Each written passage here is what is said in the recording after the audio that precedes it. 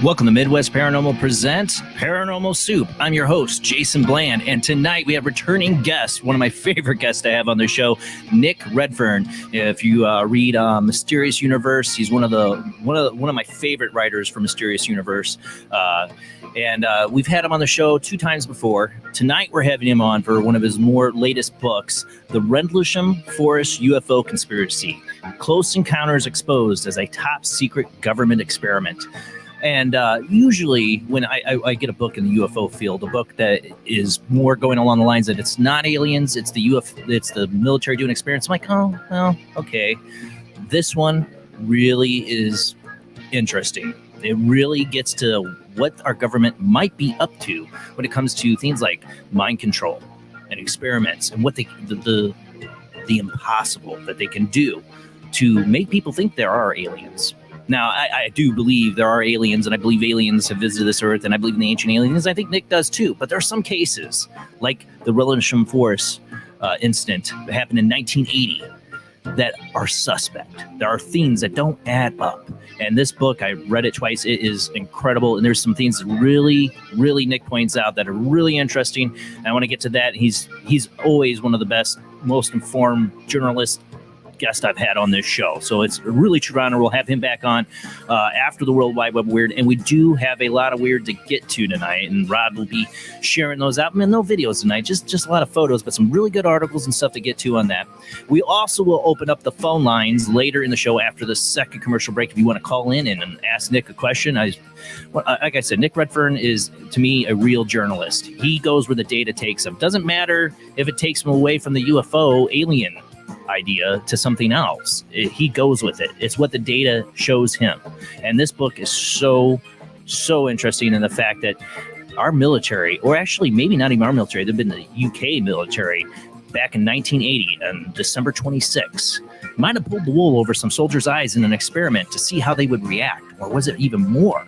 I mean, I think mind control is happening right now. People are being brainwashed on the spectrum in society right now.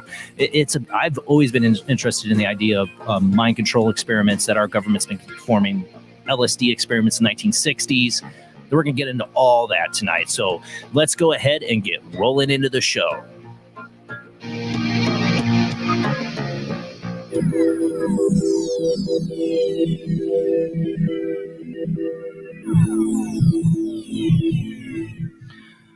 Welcome to another night of Paranormal Soup. As I said before, I'm your host, Jason Bland. Tonight's guest, Nick Redfern, will join us after the World Wide Web of Weird after our first commercial break. But always joining me every Sunday night is my lovely co-host, Jamie D. How you doing tonight, Jamie? I'm doing well, thank you. It's always good to have Nick on. I remember the first time I had Nick on, this is back in our days when I had like video that was really like splotchy. I had like video, and I got a different computer. I was going to try it out. I was going to do it have Nick Redfern on, and everything went to hell in a handbasket. And I thought I'll never get him back on. Well, this is his 3rd time on the show, so it'll be a true honor to have him back on again. Also joining us every Sunday night from St. Augustine, Florida, is Rob Autry himself. How you doing tonight, Rob? As long as you can hear me. Doing great. Technical difficulties, of course. But yeah, we got a lot of weird to get to tonight. So let's go ahead and roll into the World Wide Web of Weird.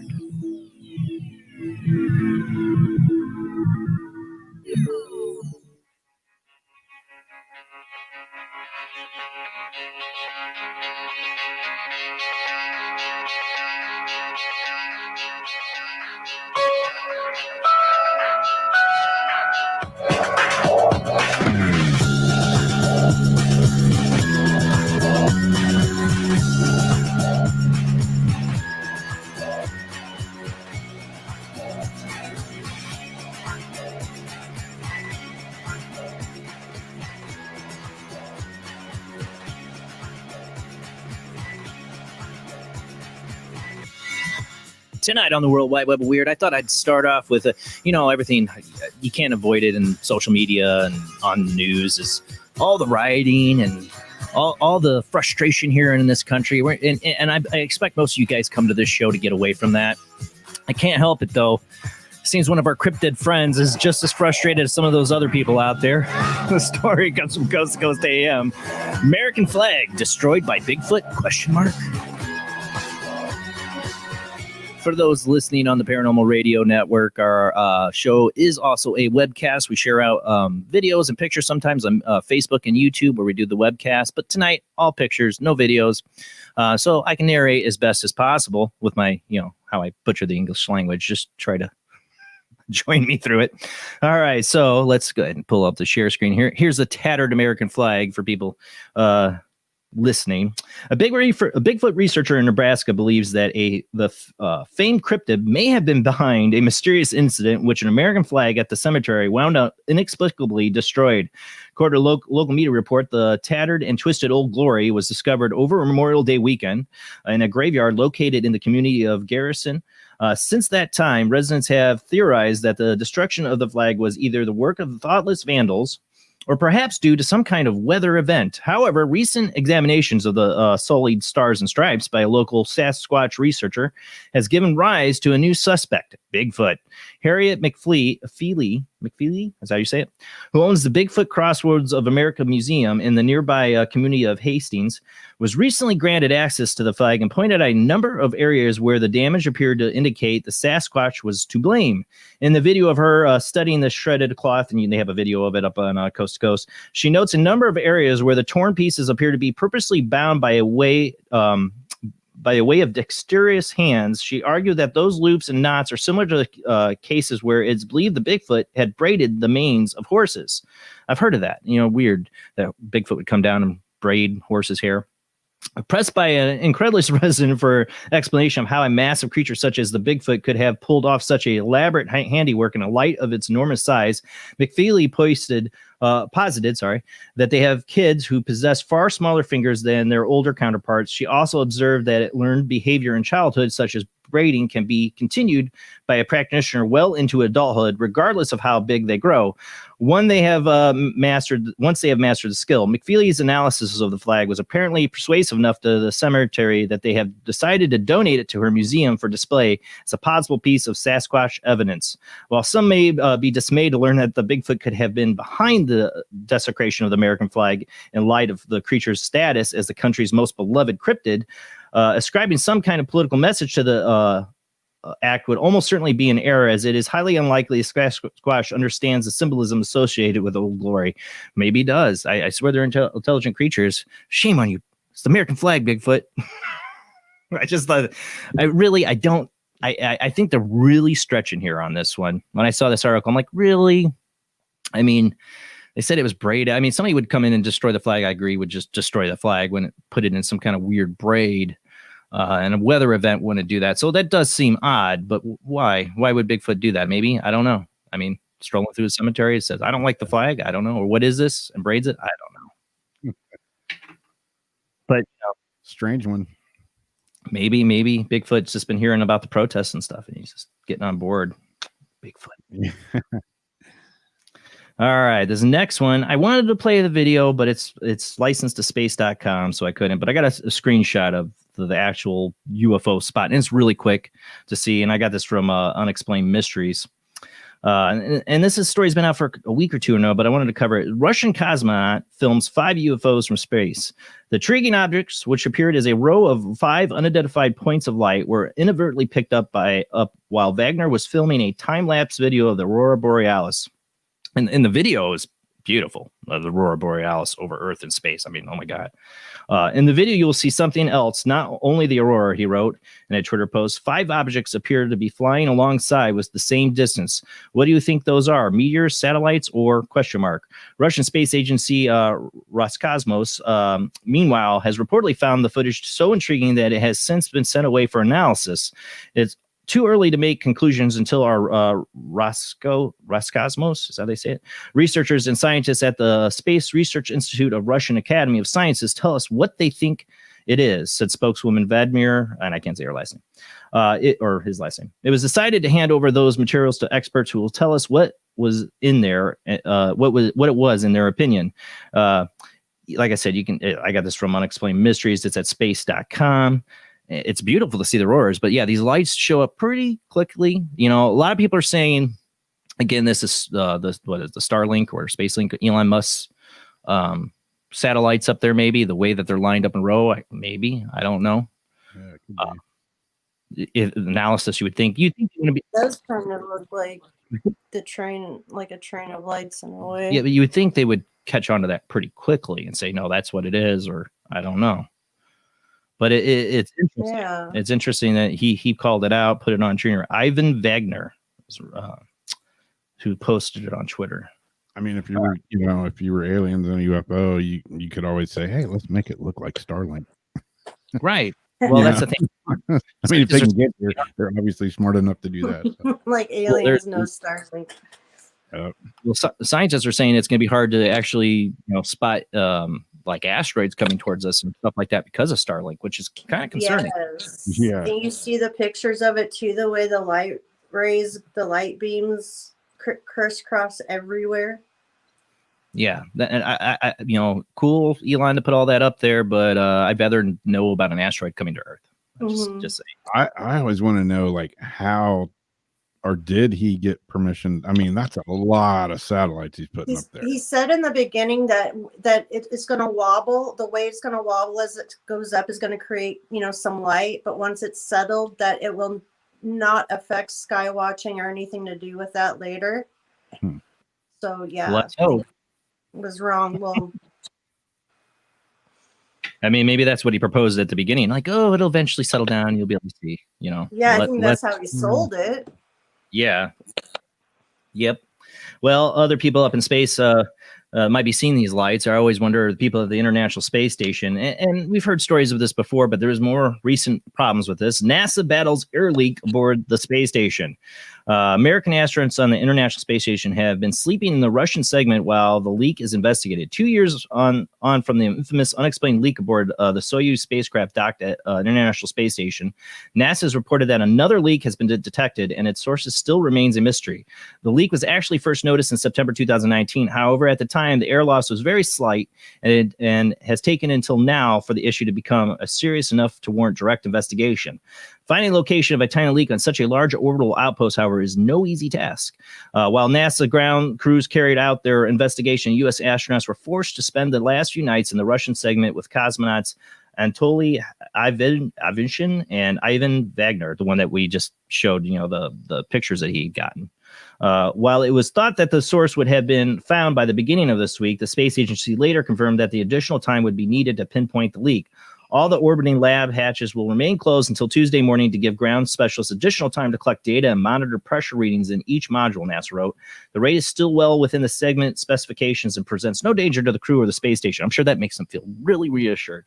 Sure enough, that the hatch between the two sections of the station opened as planned the next morning. However, NASA will continue to monitor the situation closely. Because of the routine station operations like spacewalks and spacecraft arrivals and departures, it took time to gather enough data to characterize those measurements, the space agency wrote. That rate was slightly increased, so the teams are working to plan and isolate, identify, and potentially repair the source. I just, how long has the International Space Station been up there? I don't know off the top of my head. A long time. A long time. Yeah, and you keep patching leaks. Eventually, this thing's going to fall apart. That's They're talking about building, they're talking about building space hotels. They've been talking about this for years, but they're getting more and more in the talks about building these space hotels up in the upper atmosphere and people staying there. I don't know if I've always wanted to go to space, but if I was like a billionaire and could afford to go up there, I don't know if I would. You're trapped up there, and if something goes wrong, you're screwed. There's a leak. You're not going to plug it with bubble gum or duct tape. Maybe duct tape. The Major Tom. Yeah. I'd be, these guys are brave to be up there, spending all that time up there and knowing that there's a little slight air leak somewhere. I play this game called Space Engineers, and it's frustrating. You try to build actual realistic physics, spaceships and space stations in this game, and you try to make it air pressurized, and there's like one tiny leak here and it screws the whole game up. So I feel their frustration. Yeah. All right, let's move on. All right, maybe they need to let the astronauts get some ganja up there to make them settle down, because that's what they're doing with some elephants in Warsaw. Marijuana test for stressed out Warsaw Zoo elephants. I thought this was hilarious. Warsaw Zoo said Wednesday it will start giving elephants medical marijuana as part of the groundbreaking pilot project to test how it reduces their stress levels. Medical cannabis is used worldwide to treat dogs and horses, but this is probably the first time an initiative of its kind for elephants. A name I can't pronounce, a veterinarian in charge of the project told the AFP. The zoo's three elephants will be given liquid doses of high concentrations of the relaxing cannabinoid CBD through their trunks. So were they smoking it? No.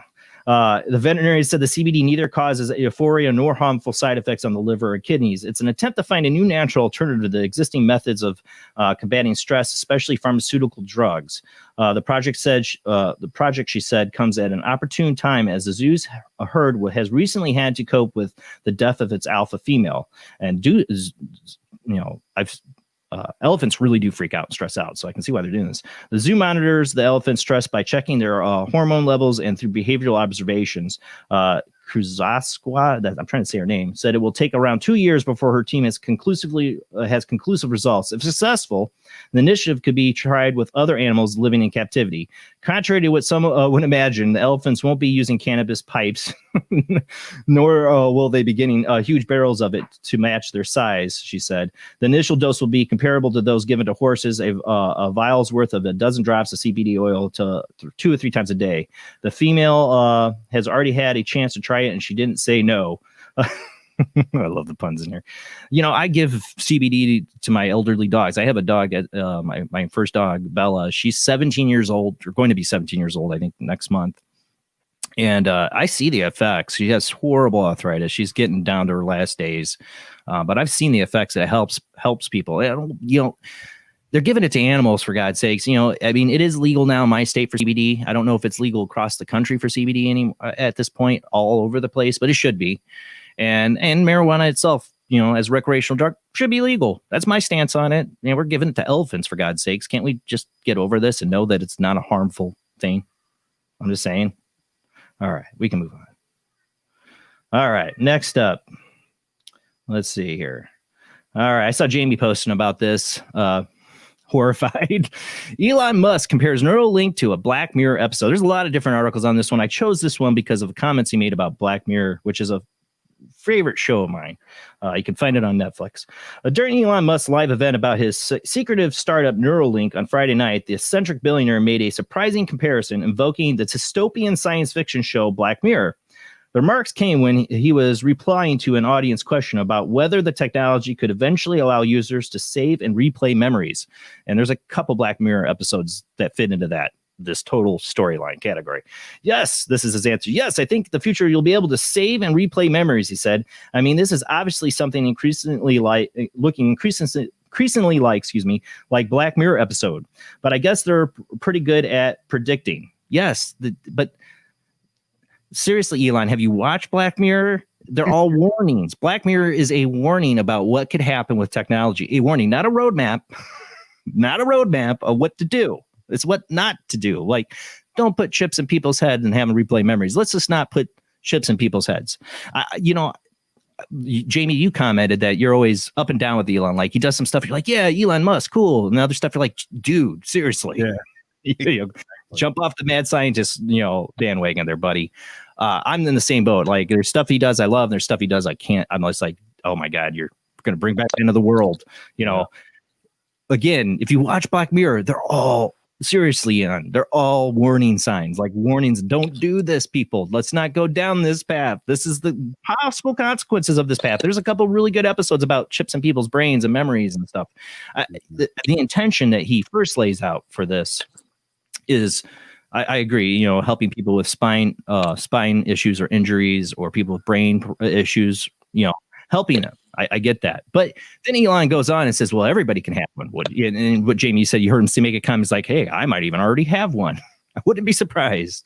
Yeah. You know, but they're talking about like having instant access to the internet and downloading stuff into their brain. I mean, it can change your mood. Okay. It can change your emotions. It can change your mood. This can be used to do all sorts of weird programming. Just because you have the money, the know-how, doesn't make it a good idea. Stick to cars, stick to space, you know, stick to that stuff, the mad scientist stuff. No. I think he got too high watching Black Mirror and like, that's a great idea. No, it was trying to tell you it wasn't a great idea. I could name a couple episodes where it totally tells you it's not a good idea. If you watch the guy talk, sometimes he's like a super genius, but sometimes he like stops and it's like he's glitching out. Yeah, like something's glitching. So who knows? He may have a chip in his brain. I wouldn't hold it past him. I really wouldn't. All right, we got to move on. We're going to run out of time here. We got a ghost picture to get to here. This comes from glasgowlive.co.uk. Golf Hill School ghosts spook Denniston residents after creepy image appears in window. And I got two images in there for this, Rob, with close up in this one. Dozen of Denniston residents have been left spooked by a creepy image of a ghost at Golf Hill School. Local Meriton McGonahan has caused a stir on social media after sharing the snap on a community Facebook group, Denniston information page. The photo appears to show an old woman peeking through a window at the east end of the school, which has lain derelict since 2007. At closer inspection, two different faces appear side by side.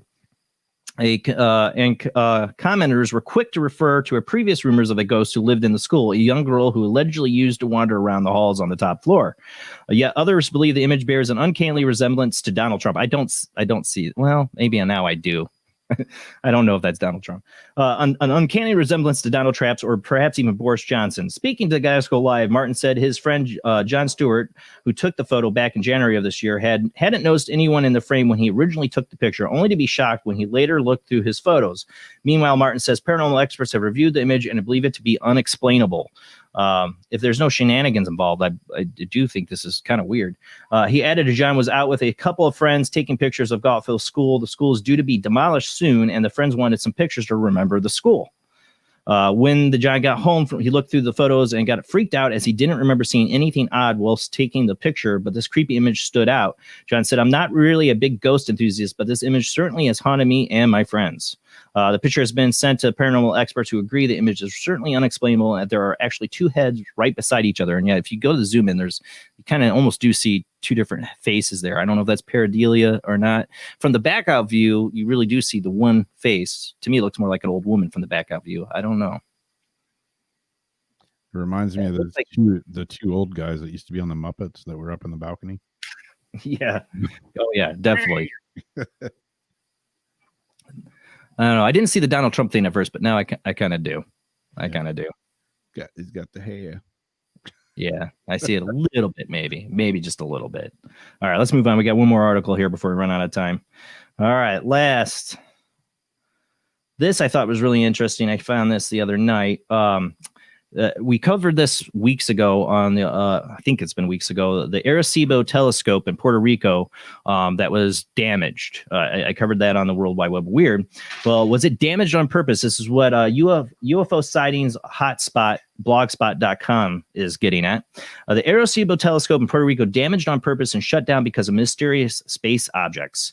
On August 11th, 2020, so I guess that's when we had on the World Wide Web Weird, the large Arecibo radio telescope in Puerto Rico sustained serious damage due to a snap cable. The cable damaged the giant radio telescope reflector dish, forcing it to shut down temporarily. The Arecibo Observatory is the sole facility for the National Astronomy and Lunosphere Center and source of data for SETI. But the cable failure is highly suspicious, as they are always doing maintenance and especially for focusing on the cables to make sure they are sturdy and secured. It's more likely the Arecibo radio telescope has been damaged on purpose. On August 16th, 2020, asteroid ZTFOD XQ flew within 1,830 miles over the Southern Ocean near Antarctica, which makes this asteroid the closest space rock ever. Astronomers, oh damn, there goes my article. Astronomers had no idea asteroids existed until had no idea this asteroid existed until it passed by, which is very unusual. Even the Palomar Observatory in California first detected the space rock about 6 hours after it flew by Earth. Below is an image, or of course, this is the image I got up here, of the so-called asteroid. Now, that looks weirdly weird, doesn't it? I mean, it looks like a cylindrical UFO. The Arecibo radio telescope was knocked out of commission just a few days before, lands a possibility that this was a coordinated effort, so they could not see the asteroid coming in or what it actually was, a cigar-shaped UFO. Then we have the very unusual story we shared earlier, the Russian cosmonaut catching UFOs over Antarctica. The UFO pictures we showed were on August 20th, taken from the International Space Station by Ivan Wagner. So is something going on in space? Is there an invasion force? That's what you keep seeing people post about. But yeah. Do you ever look at like that night sky app and how it shows you all the Starlink, all the satellites, the rocket bodies, and all the tap on it? Do you think that could be like some sort of rocket body floating out there, or some sort of space garbage? I don't know. It could be. I don't know, but they actually listed this as an asteroid. Oh. And it's an odd looking asteroid to me, but I'm not an expert. I don't know. So it is kind of funny that the Arecibo went down. It is something, they do know they have to maintain it. It was weird. I mentioned when we had the story on before about the cable broke. Maybe it's lack of funding. Study is going down in funding, I'm sure. But it did seem kind of high. But that's it for the World Wide Web of Weird. Tonight's guest is Nick Redfern. We're going to talk about this great book. Get it on me here so we can see. The Rendlesham Forest UFO Conspiracy. Here. This is a really good book. I know that people are like, I don't want to read a book about the military doing it. I want aliens, right? Well, trust me, it's going to get real interesting. Close Encounters Exposed is a top secret government experiment. What is our government or UK government up to when it's playing mind control, MK kind of ultra stuff on soldiers? And I don't think Rendlesham is the only time they've done this. We've had Nick on before and talked about a couple other cases that were like a faked alien abduction, weird stuff like that. I won't. Inquiring minds want to know more, and Nick does the research. He gets down to the data. This is an excellent book. We're going to talk about it when we come back from the short commercial break.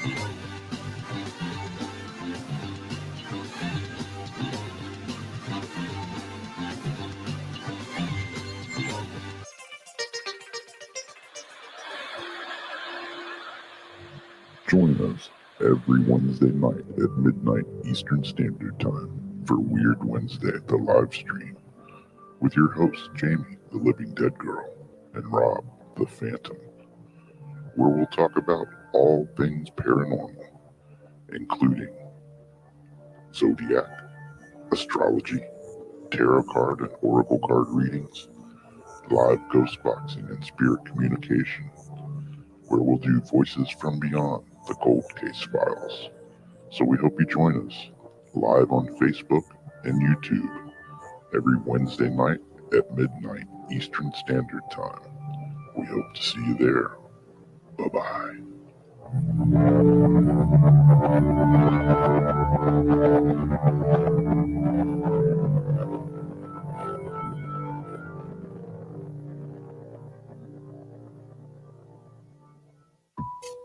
Since 1948, Fate magazine has brought you reports of the strange and unknown, all of them true. Fate Radio is carrying on that tradition bringing you the unusual, macabre, strange, and bizarre. Join host Kat Hobson Sunday nights from 8 to 10 p.m. Eastern on WBHM Digital Broadcasting.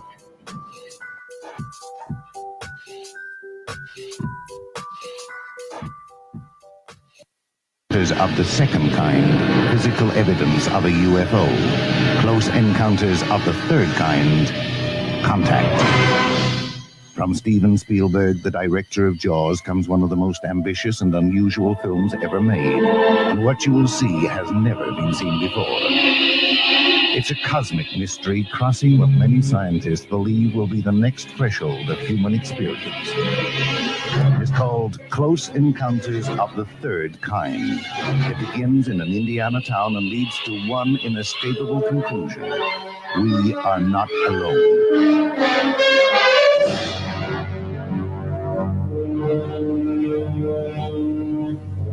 Close Encounters of the Third Kind. Certificate A.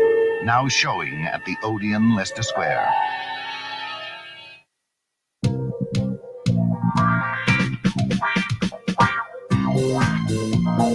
The night is alive. Join us and take a walk on the weird side when you tune in to The Kingdom of Nye, hosted by Heather Wade, the finest in late night talk. Listen live free weeknights starting at 9 p.m. Pacific time at thekingdomofnye.com, talkstreamlive.com, and the Paranormal Radio app. Wanna take a ride?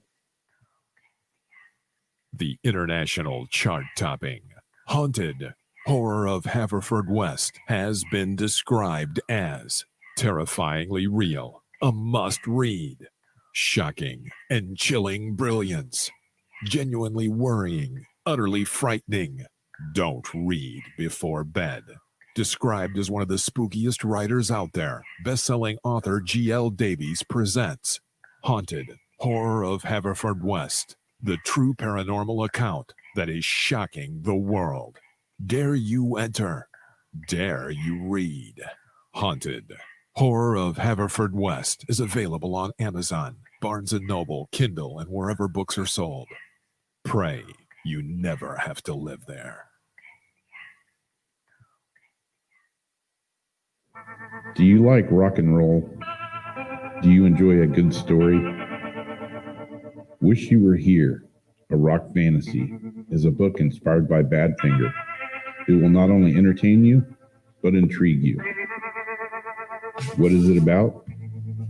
Well, Thomas is searching for his bandmate and friend in heaven, and in spirit has helped pen this story. He meets an old friend and famous new ones on his afterlife voyage. Midwest Book Review said, Wish You Were Here, A Rock Fantasy, is a book inspired by Badfinger.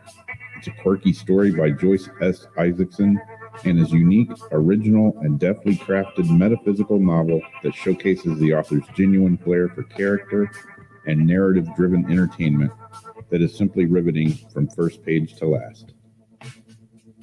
Wish You Were Here, A Rock Fantasy is now available on pennantpublication.com, amazon.com in paperback and hardcover, and also on Kindle Unlimited. So check it out now. Wish You Were Here, A Rock Fantasy. Switch to DCS ranging. 240, nominal to profile. We're in the pipe. 5 by 5.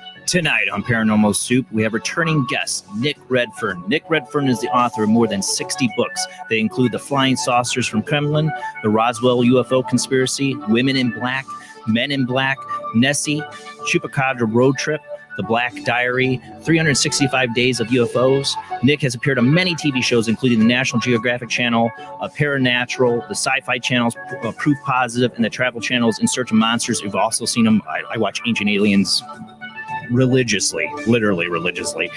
You will definitely recognize his voice from there. He's joining us on phone. We had him on originally a couple years ago for his book Chupacabra Road Trip. That's when I fell in love with Nick's books. I've been trying to get as many books and read them as I much, but this book we're talking about tonight, the Rendlesham Forest UFO Conspiracy, a close encounter exposed as a top secret government experiment. This is so interesting, and it gets down to what I believe mind-controlled experiments that our government and UK's government have been doing for many, many years, and I think are still doing on not only on soldiers. I think they're doing it on citizens. This really gets down to the nuts and bolts of this one UFO incident that really shows something was very different than other UFO incidents that are famous, like Roswell. Of course, I know Nick has his opinions on Roswell too, but this really gets down to what might not have been a UFO incident, but something as a controlled experiment on soldiers for mind control and other things like ball lightning. Oh, so many fascinating things. We will take your phone calls on this subject later after the second commercial break, but let's go ahead and get to our guests.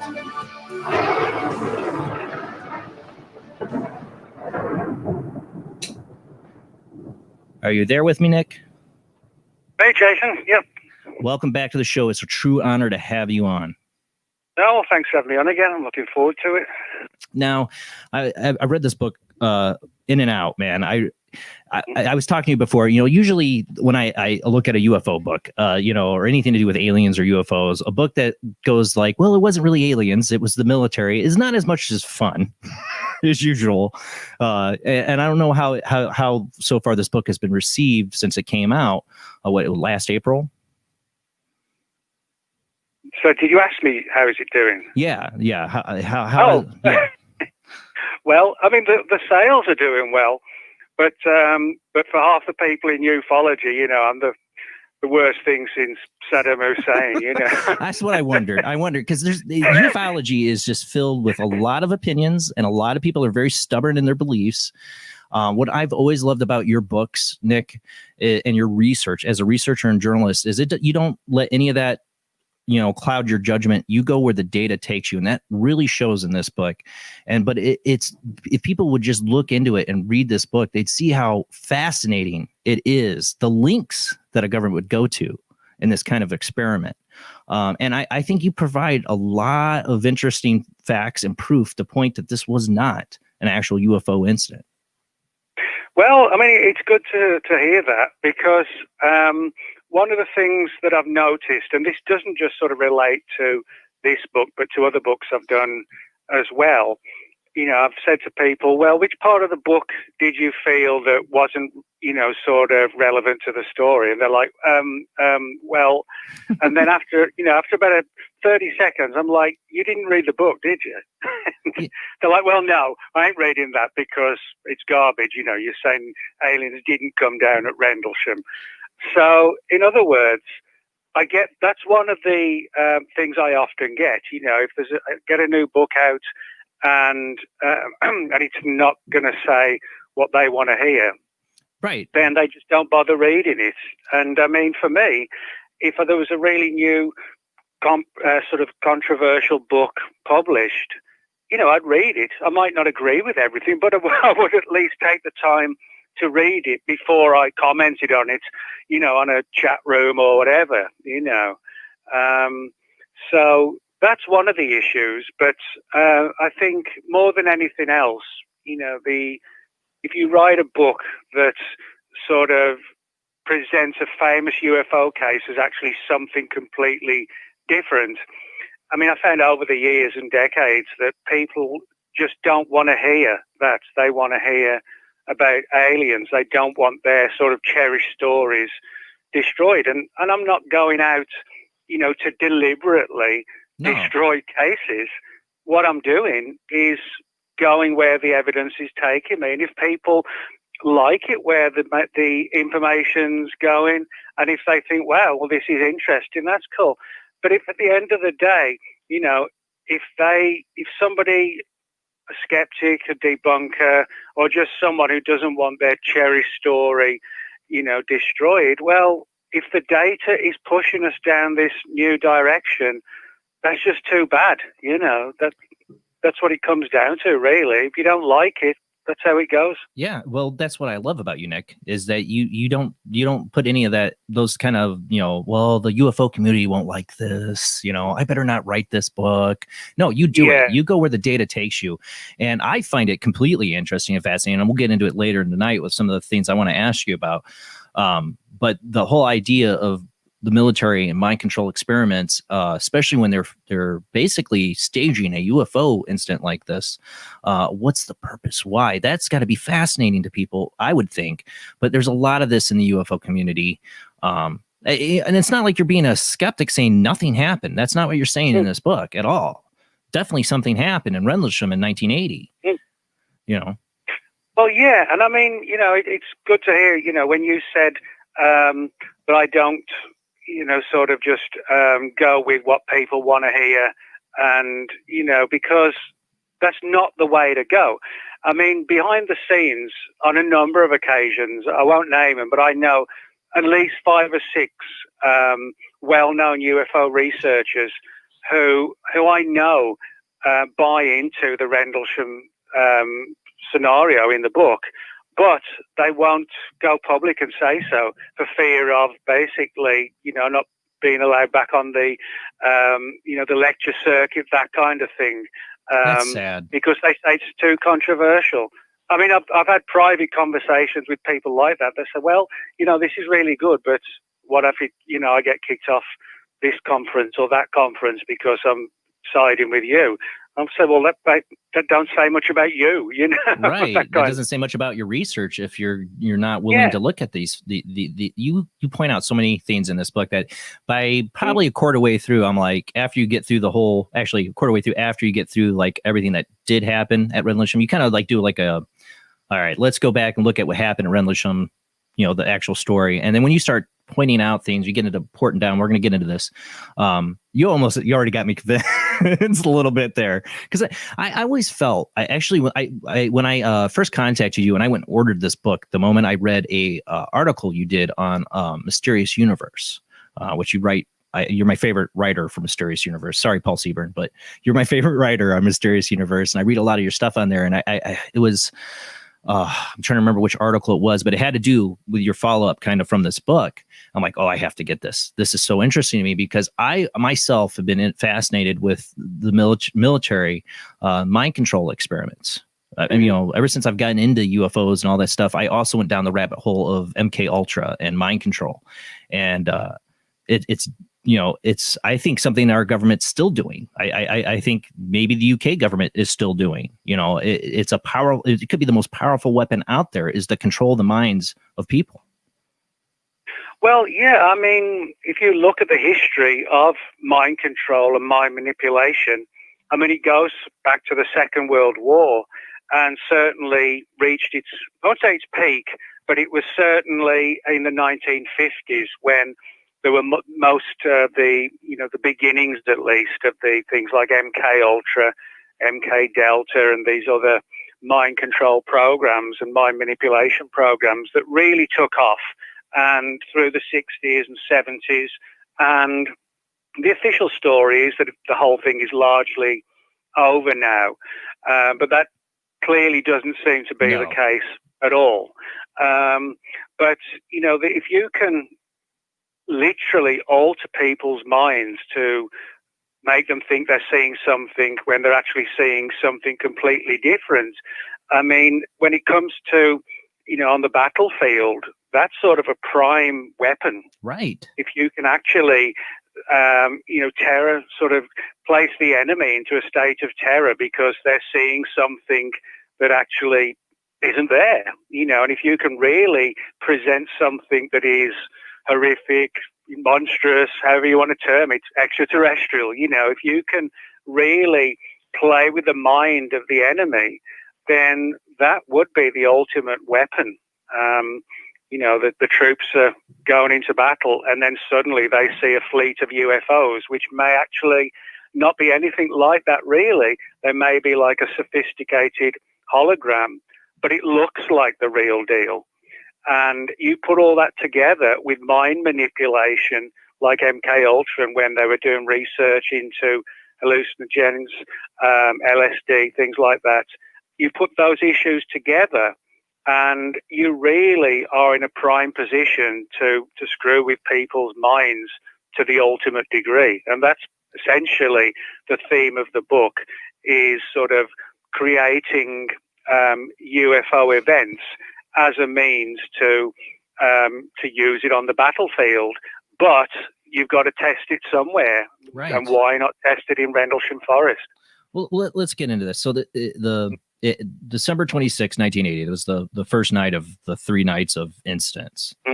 When you first started looking into this, what was the first little signs that you're like, this isn't right, this is something else? What led you down this path? Well, yeah, I'll just give you, for the readers who may not know, a bit of background on the bases themselves, the 2 bases that were involved. Rendlesham Forest is essentially like a normal, everyday forest, just like anywhere in the world. But adjacent to it, up until a few years ago, were 2 military bases, Royal Air Force Bentwaters and Royal Air Force Woodbridge. And they were both strategic military bases. They were on the east coast of England.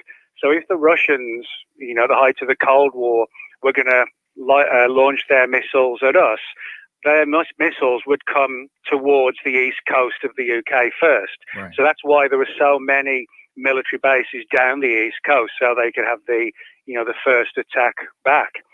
And so it's a very strategic, very sensitive area.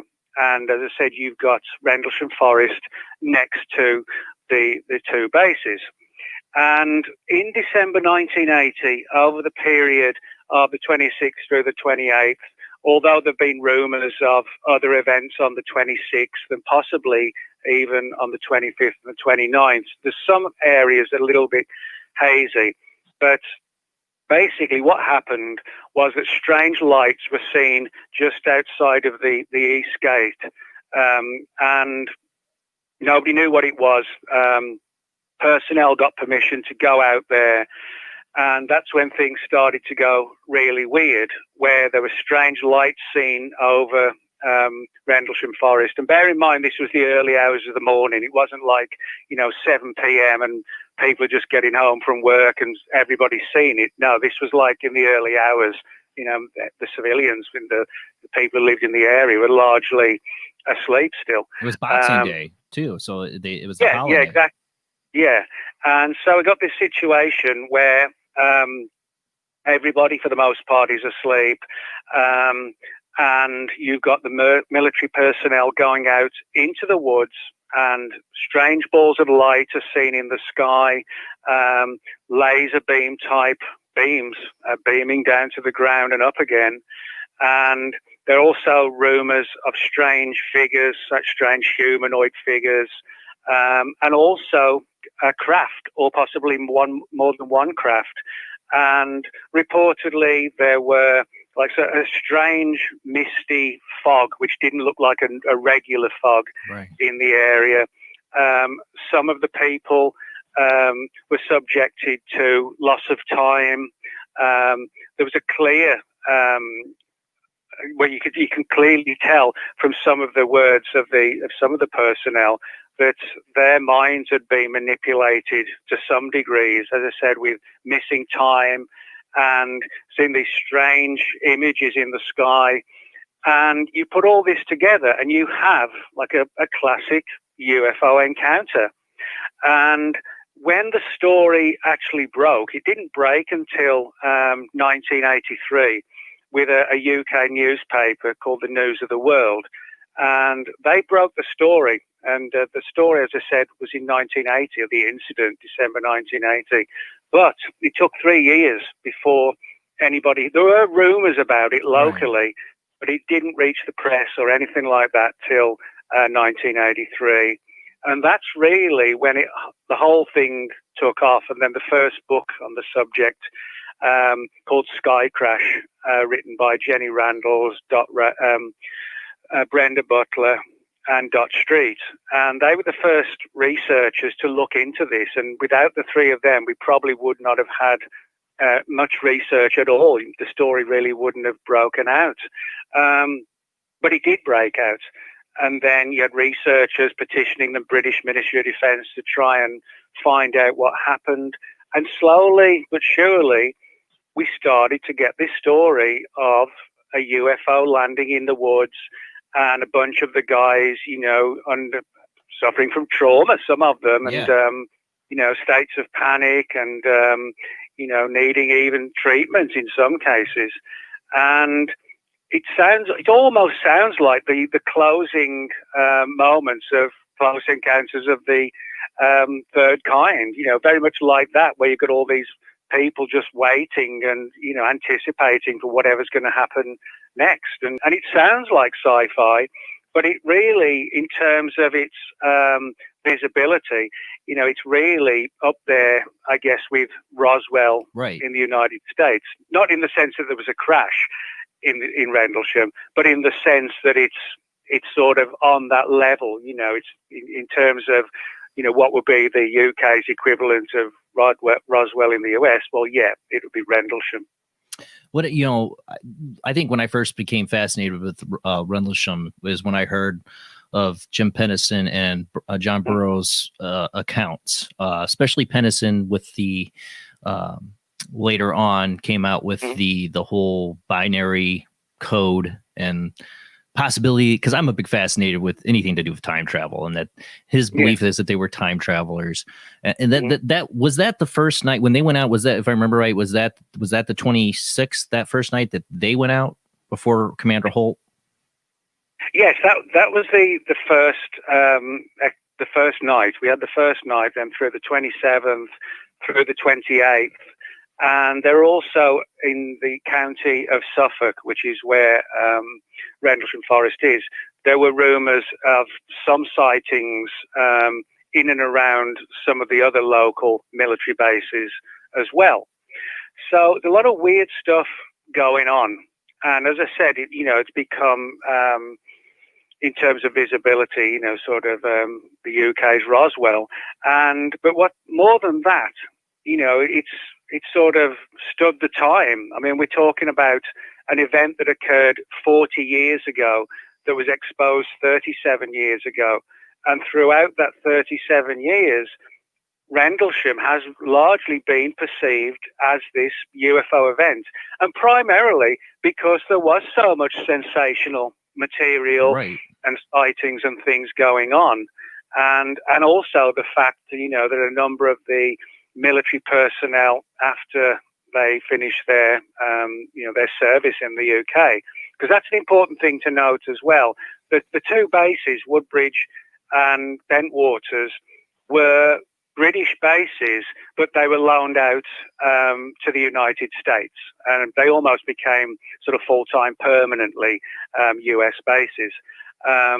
So, we had like a UK and a US contingent in and around that area, all primed in case World War III broke out. So there's a lot of security there, going back years as well. So you put all those issues together, you really have got a really intriguing area. And then you put the UFO angle in it, and it just sort of goes through the roof, so to speak. Well, I remember because it starts off with the first night of Pennison. Well, first was Burroughs, and I don't remember who else. There was another person with Burroughs, right? Another security or somebody was with Burroughs, and they saw the lights. And and they went to check it out. Yeah, the Burroughs and Penniston had very graphic experiences, and John Burroughs actually had missing time at one point when they were out in the woods, and as you said, Penniston came to believe, based on these sort of binary images, in his mind, that Rendlesham was some sort of time travel event. Us from the future coming back to try and patch up the future, because of the damage we've done it today, I guess, or at least further on. And but it's intriguing that through a lot of the people who are involved, in different ways, you see the issue of like hallucinogens and medication and drugs popping up. For example, with Peniston, for example, he was put under sodium pentothal, for the so-called truth drug. Yeah. And as I said, Burroughs had missing time, and there's some really strange aspects to it, where again there's sort of mind alteration or manipulation occurring in the minds of a number of these people.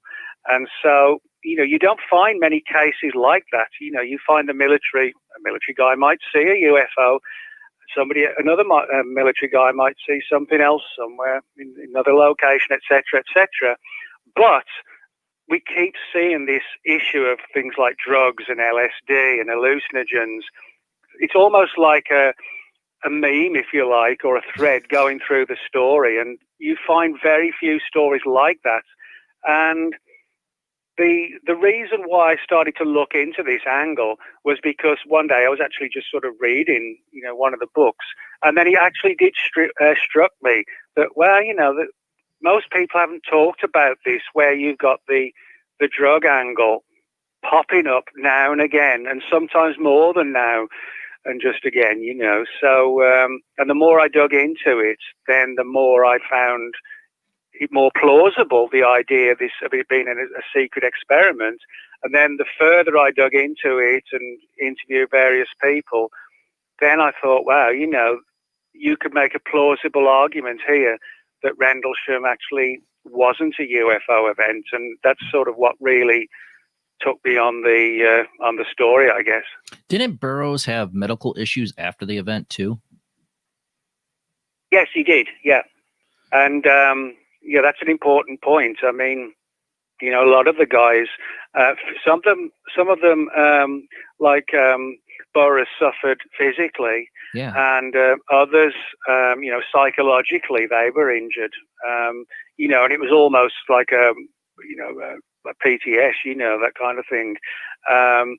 And you can understand why that might be, why they might have this sort of traumatic states, and not really knowing what had happened to them, only that something really weird had happened. And so I began to dig into it further. And one of the things I should mention as well is that, when Rendlesham kicked off 1980, and then three and a half years later when the story broke, I mean, I was still like a kid at school then, I wasn't doing any research back then, so I wasn't doing, I was just a school kid.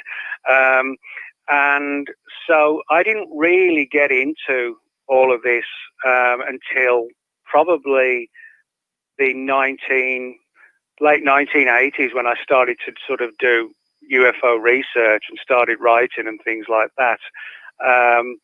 But, for me, I'd read some of the earlier books, like, as I said, like Jenny Randall's book, and she did a follow-up one in 1992. And so I knew the story by sort of the early 80s, mid-80s to late 80s. And so that's when I started to look into it. And like most people, I thought it was sort of straightforward, black and white. Aliens came down, the government hid the story. And that was my sort of approach up until a few years ago. And it was then that I thought, well, hang on a minute, let's look at this a bit closer. And the closer I got, the more I felt, it wasn't a UFO event. But I was still determined, to get the facts, to get the truth, even if it wasn't a UFO event. I'm not one of these who's going to, sort of hide behind the shadows and not talk about it because I don't want to be, ostracized out of ufology. I don't care about things like that. If people don't like it, that's how it goes, I can shout bigger than them. So, well, I remember the skeptics trying to say, "Oh, it was the lighthouse that was making it," and I never really bought that from listening to Pennison and Burroughs' instance, and going through what Commander Holt in the recordings. It's hard for me to believe that it was just a lighthouse causing this. That seemed like a very lame skeptic's approach to it, as usual. But Pennison Burroughs, I mean, they seem they're recalling what happened to them seemed very honest. They seem to tell it as they saw it. Burroughs especially. Because people have tried to say, "Oh, Burroughs saw a craft" and all that stuff. I mean, when you hear Burroughs talk, he's like, "I saw a light," and if I remember, I saw like a flashlight, and then he had a good 30 seconds to a minute of time just disappear. And he never saw Pennison. He could have easily just gone along with it and said, "Yeah, I saw Pennison touch a craft," and I didn't see that. Doesn't mean it didn't happen. He lost time. He's always been right on board. Every time I've heard him interviewed, it's always fascinating. It's a small event, but there's so much that happened in that event that I felt like this is honest testimony from them, but doesn't mean that what they saw was actually an alien craft. Doesn't mean Yeah, that's an important point to make. People have said to me, what do I think about the testimony of the primary guys who were out in the woods, like Penniston, like Burroughs, like Holt, and all the others.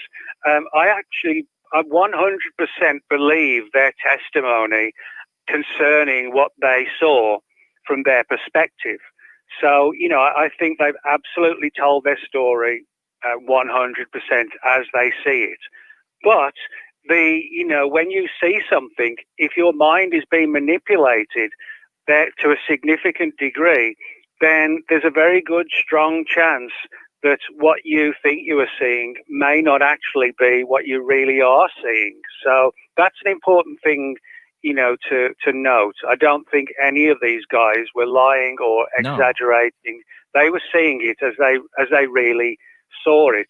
But one of the most important things about this case, and a lot of people don't know about this at all, and it's nobody's fault. It's because England's a little country way away, and these little villages and little towns, etc., etc.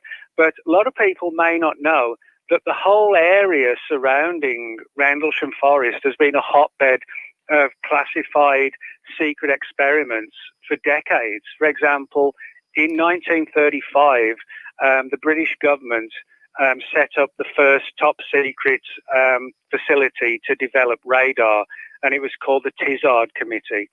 And this was opened on secretly in January 1935. And, they knew that Hitler was going to be the next big problem and there was going to be another war. So they wanted to have some sort of radar system in place. So this was 1935.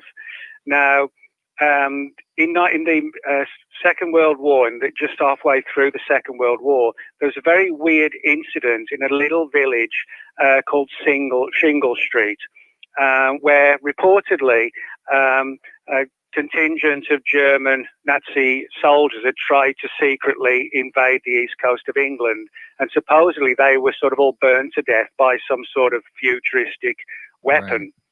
Then in the 1950s, there was more radar facilities set up and radar research done.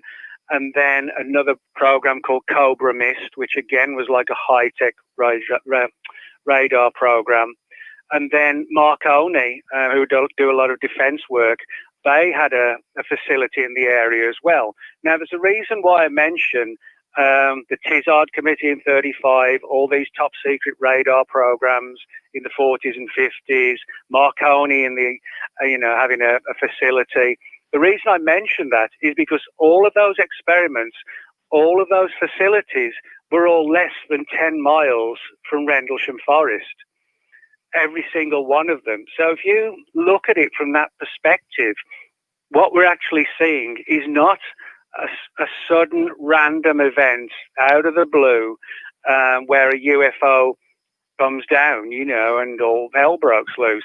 The fact of the reality is that going back to 1935, right to just a few years ago, top secret experimentation on all sorts of military and government experiments, scientific experiments, were undertaken, as I said, less than 10 miles from Rendlesham Forest. And in some cases, Rendlesham was right in the hub of these experiments. When you put it in that sort of picture, that really gives you a different view on what could be going on. You know, if classified experiments have been going on from 35, 45, 55, 65, why shouldn't they still be going on in 1980? You know, and for me, that's a good question.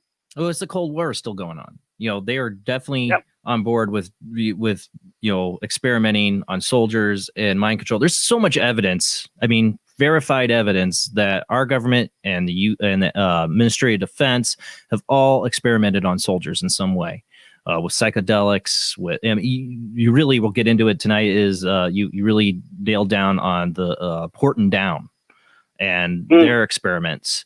Which, I mean, how far was Porton Down from I forgot the name of the base. Well, that's a few hours drive from Porton Down. For people who don't know, Porton Down is located in the county of Wiltshire, England. And for people who may wonder where that is, well, it's actually the same county where most of the crop circles are found every year. So if you sort of look at the areas, the photographs of some of the crop circles, you know, you'll see this landscape. It's, sort of lush green fields everywhere. It's also the same county where you've got Stonehenge. There's a lot of history in Wiltshire. And Porton Down, like a lot of facilities in the United States, in the early 1950s, Porton Down started to get interested in psychedelics, hallucinogens, LSD, how the human mind could be altered and changed, and how people could be made to see things that may not actually be there, but see something completely different. And this research was highly classified in the 50s, and the government, the British government, actually only released a handful of these documents and admitted that, yes, they had done this research. And one of the primary reasons why the government kept it for so long wasn't just because of the fact, you know, that we're talking about psychedelics and things like this, but in a number of these experiments that were used, they actually used military personnel without their knowledge of what was going to be done. They essentially told the guys, you know, we're going to do an experiment and just tell us how it ends, how you feel at the end. They never said anything like, you know, we're going to give you psychedelics that might sort of, you know, make you see who knows what in the sky or coming towards you in the woods. That was the primary reason for the secrecy, because they were essentially used as guinea pigs. Now, what's intriguing, because this mirrors the whole issue with Rendlesham, is that most of these experiments that Porton Down undertook were done in forests and woods. You know, they would take the guys out into the woods and they would be dosed. In some cases, they were just dosed with LSD. There are rumors of other situations where aerosol-based hallucinogens were sort of swiped across the woods and hit them that way. So you had different applications of psychedelics. But the intriguing thing, as I said, is that many of these experiments, you can literally almost mirror them, you know, in relation to what happened at Rendlesham. You've got guys going out in the woods in their uniforms, you know, and you've got also like a contingent of personnel who are carefully watching the situation. And that's one of the rumors that was put forward early, very early, that when the Rendlesham event occurred, was the fact that a lot of the guys, the higher up guys who were out in Rendlesham Forest, weren't looking at the UFO. What they were doing, they were looking at the guys who were looking at the UFO. You know, it was as if they were trying to gauge what the guys were seeing or how they were responding, you know, what their reaction was.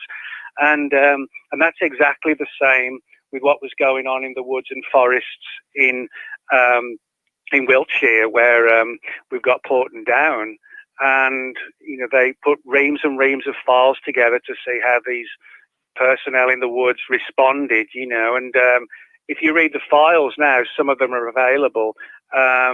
You can see how the guys were affected. For example, one of them climbed up a tree because he wanted to speak with the birds.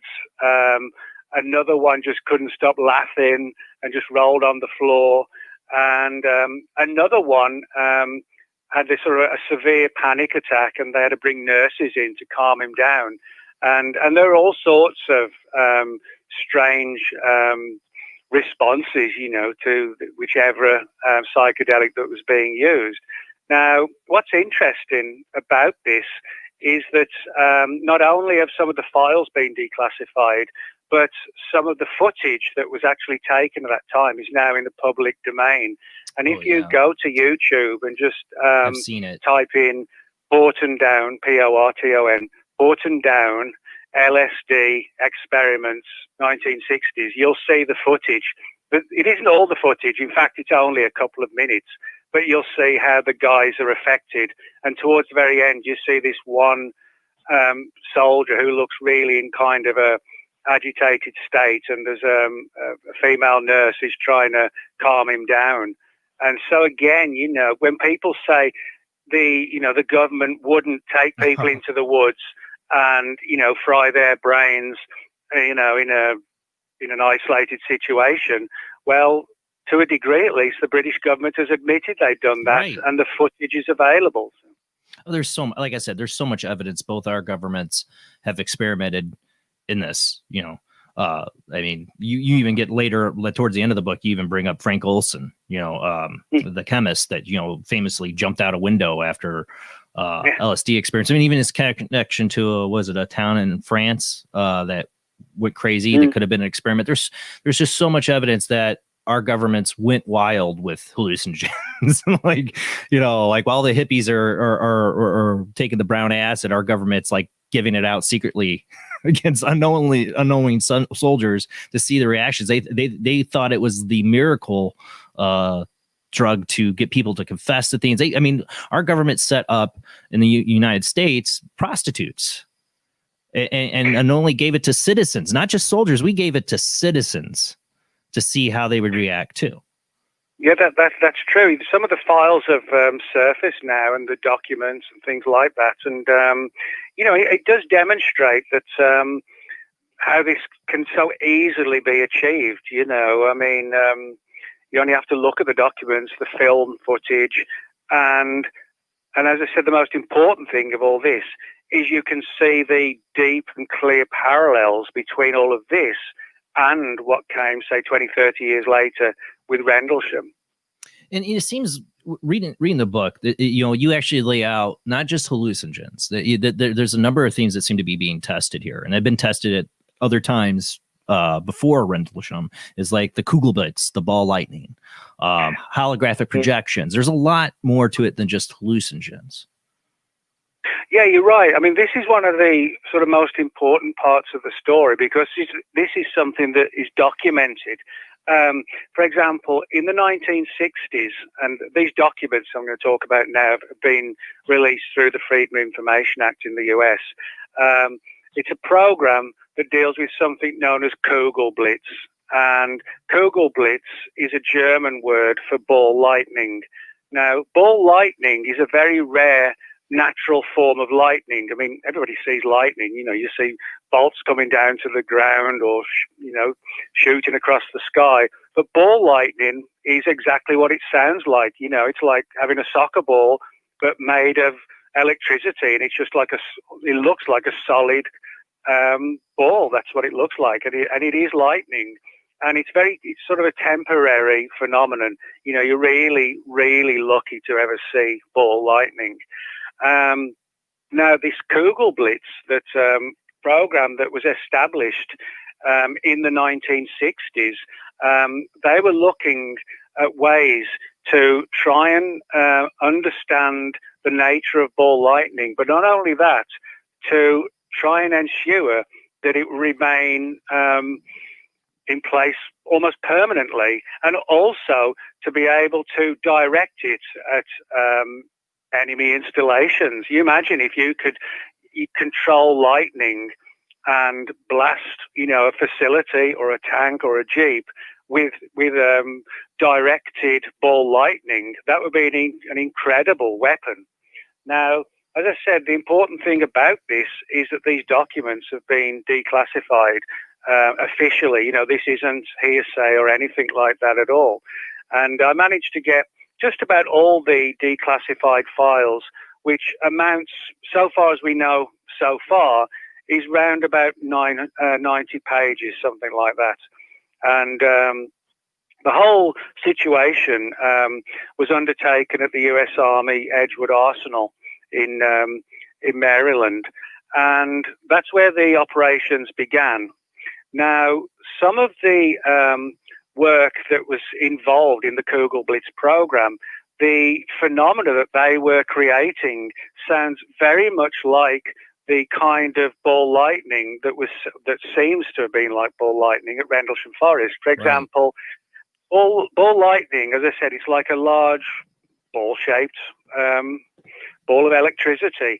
But when it starts to degrade and starts to fall apart, what actually happens is it just doesn't wink out. You have all these sort of sparks come flying off, almost like like a sparkling, something you'd see on when you just sort of playing at Christmas, with some sort of device or whatever. But what's intriguing is that with ball lightning, as I said, when it starts to degrade, you have these lights and these sparks coming off of it, off the ball. And that's exactly what was going on and reported within Rendlesham Forest. If you read Colonel Holt's memo about what happened within the woods, he actually talks about them seeing these balls of light and with these showers of sparks coming off. And this sounds very much like doing a test over Rendlesham Forest. What sounds like, the 1960s experiments now putting to fruition in 1980. And if you read the Kugel Blitz documents and then you keep right next to you the Holt memo, the descriptions are practically identical. It's almost jaw-dropping when you realize how the descriptions are sort of mirroring each other one-to-one. And so what we've got guided ball lightning, hallucinogens, and also the whole issue of holograms.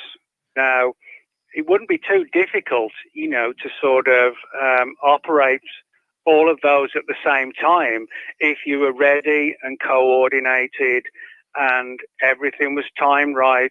The guys, was lured out into the woods, they were in place, and then everybody who's involved in the experiments, okay, let's go. And then it begins, and then after that, it goes from beginning to becoming a legend just by using ball lightning, psychedelics, and you've got the experiment. It seems like they had phases. If they were planning, my imagination goes wild. And I know you don't, you try to lay out the data and not get into huge speculation about it, but my brain speculates.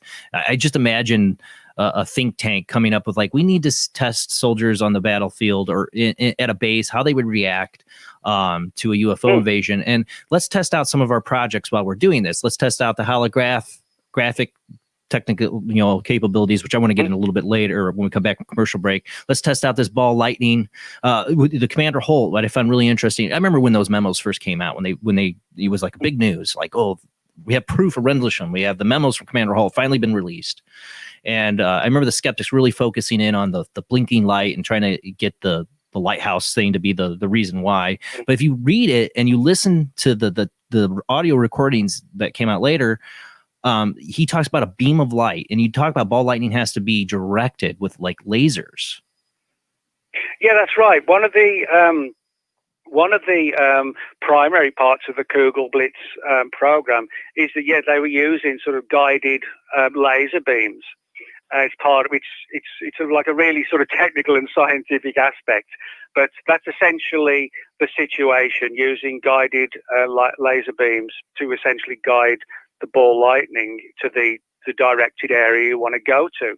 Now, in his memo, Colonel Holt actually talks about seeing what looks like a pencil-like laser beam. And again, and bear in mind, you've got the pencil-like beam and the ball lightning in the Holt memo, and you've also got the pencil-like laser and the ball lightning in the Kugelblitz document. Right. Now, you know, we're talking about, well, when the experiments began was sort of 64, 65. We know they went on to at least the early 1970s, and Rendlesham would only have been sort of 7 or 8 years after that.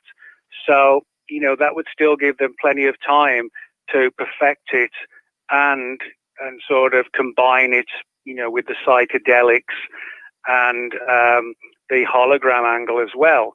And you put all that together, you know, you've got plenty of time to do it. It would not be that difficult to pull it off.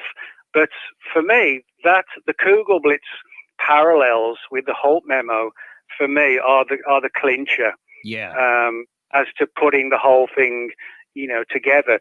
Now, when I've sort of mentioned this in sort of chat rooms or your Facebook, I've been a lot of debate on Facebook particularly, and I've brought this up.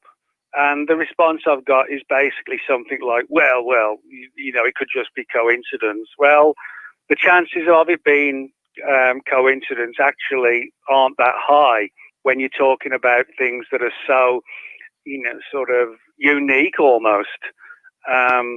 So I think, again, you know, that's one of the, well, no, I know that's one of the primary issues that sort of really got me on the experiment angle of this rather than the alien angle. And I think that more than anything else was the key, was looking at the similarities between all of these legitimate, real secret experiments, where we've now got some of the documents surfacing. You know, what we're seeing is almost like unique parallels between those documents and the Holt documents. And I don't think most people had ever kind of addressed that angle before. What they'd done, they'd addressed the documents, the Holt documents, but they hadn't addressed some of the legitimate military programs that were very, very similar. And I think that's, for me, that was one of the things that really kind of opened that door for me. And I can see why, because as I was reading your book and going, you really take us through those nights, and you know, Commander or the Holt's description of what happened. You know, to me, it seems very much right on point that it was, you know, he's seeing something very similar to the Kugelblitz, the ball lightning. Well, like I said, I feel like this was done like in a 3-night phase or a 2-night phase. Like the first night was a couple soldiers. You got Pennison and you got Burroughs, and there was another person out there with them, if I remember right. Like they were set up for an individual test, you know, or for a small test of maybe the hologram thing. We'll get into that. But the second night with Holt and the soldiers that went out there seemed like to be the battlefield test. Like, how does this affect numerous soldiers out in the woods? What are they going to do? Are they going to just run? Are they going to sit there and look in awe? You know, are they going to follow protocol procedure? You know, that seemed what that test really was more about that. Like they were performing like a series of tests over. And I love, one of the things I loved about that you really point out is the fact that all this happened to happen on Christmas weekend, basically, you know, right after Christmas. So everybody pretty much, if you were to pick a time to do this kind of test, this would be the perfect time, because in England, everybody's pretty much, you know, indoors celebrating with family. Boxing Day is a big day, and nobody's really out. The base is at skeleton staff, so you can minimize the amount of people you don't want to see this experiment and focus on the ones you do want to test on. It seemed like a perfect timing. You bring up I love you point out the Belgian wave, how that happened right before April 1st, and then there was another one in England too, that happened right before it was like March 31st. It happened. And like, it's really eerie that some of these things have to have a perfect timing. Because what happens, with Belgian Wave? Well, it's reported on April 1st, April Fool's Day. So who's really paying attention to it or give it any actual serious thought? It's April Fool's. That these dates are important. Yeah, they are. And I mean, everybody sort of knows the story and knows that it went across, 2 or 3 nights, and there may have been other nights as well. But yeah, you're right that the actual dates themselves are very important. And the story that I got from a number of sources was that a team came out from Porton Down, sort of arms to the head with hallucinogens, psychedelics, and they were what they were sort of aerosol-based psychedelics. And the plan was to bring the scientists, the personnel from Porton Down to Rendlesham Forest and strategically and secretly plant the devices that would release the hallucinogens. And they came reportedly the night before the events kicked off. That's an important thing. If this was an out-of-the-blue UFO event, you wouldn't have personnel from a military base coming the day before. It would be the day after or the day of the event.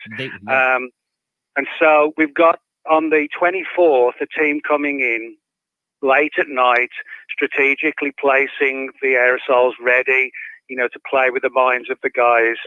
Then the next night, we've got, if we just sort of back up, that's the 24th. Now, 25th, as you just said, is Christmas Day.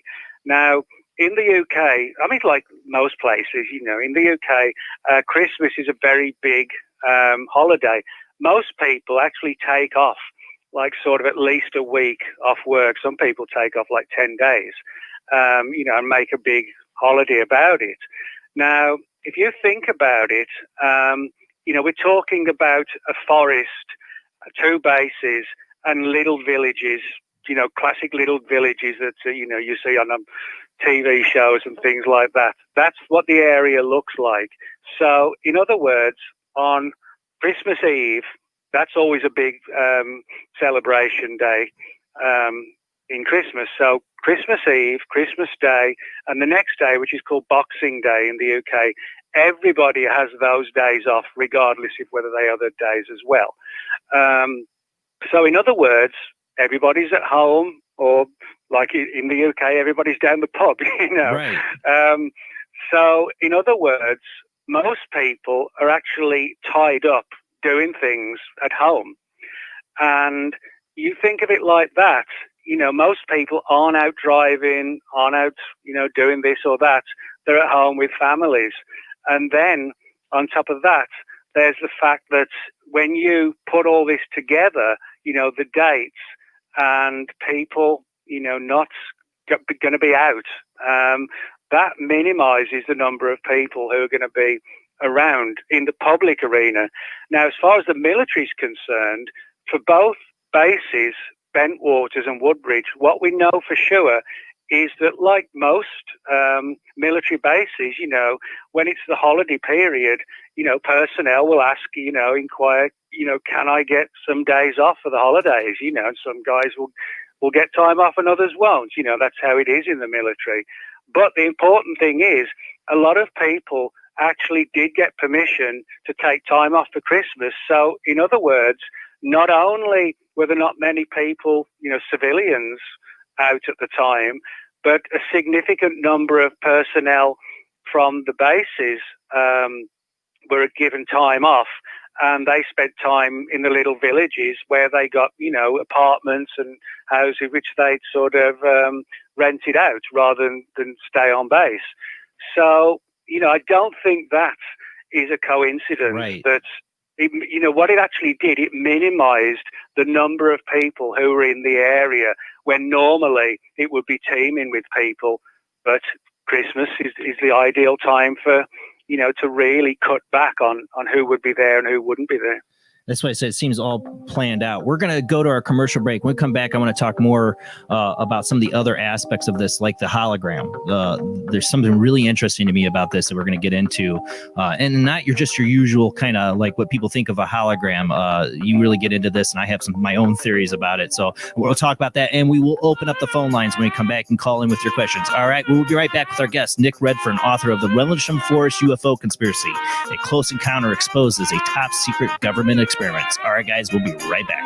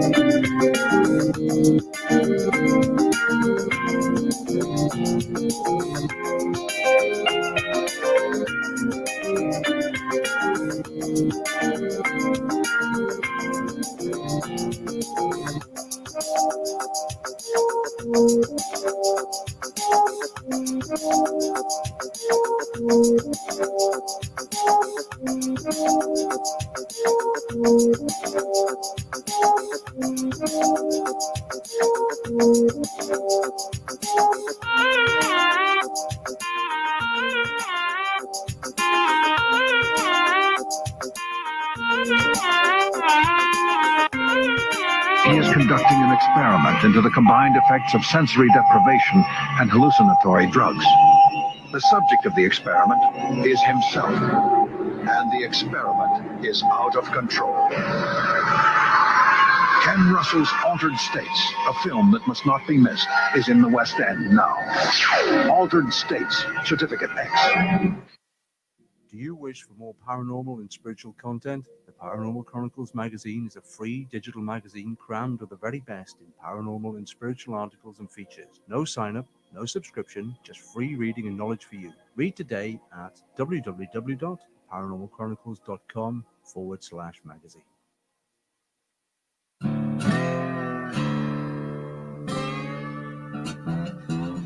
Oh, come on. I'm Southern, but... Nope.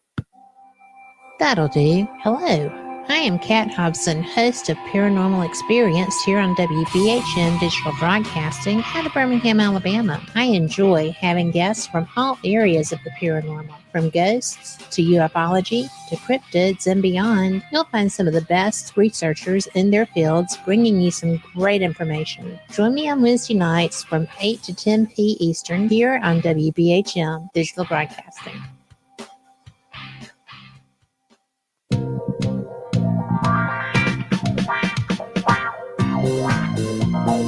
The night is alive. Join us and take a walk on the weird side when you tune in to the Kingdom of Nye, hosted by Heather Wade, the finest in late night talk. Listen live free weeknights starting at 9 p.m. Pacific time at thekingdomofnye.com, talkstreamlive.com, and the Paranormal Radio app. Wanna take a ride? Join us every Wednesday night at midnight Eastern Standard Time for Weird Wednesday, the live stream, with your hosts Jamie, the Living Dead Girl, and Rob, the Phantom, where we'll talk about all things paranormal, including zodiac, astrology, tarot card and oracle card readings, live ghost boxing and spirit communication, where we'll do voices from beyond the cold case files. So we hope you join us live on Facebook and YouTube every Wednesday night at midnight Eastern Standard Time. We hope to see you there. Bye-bye.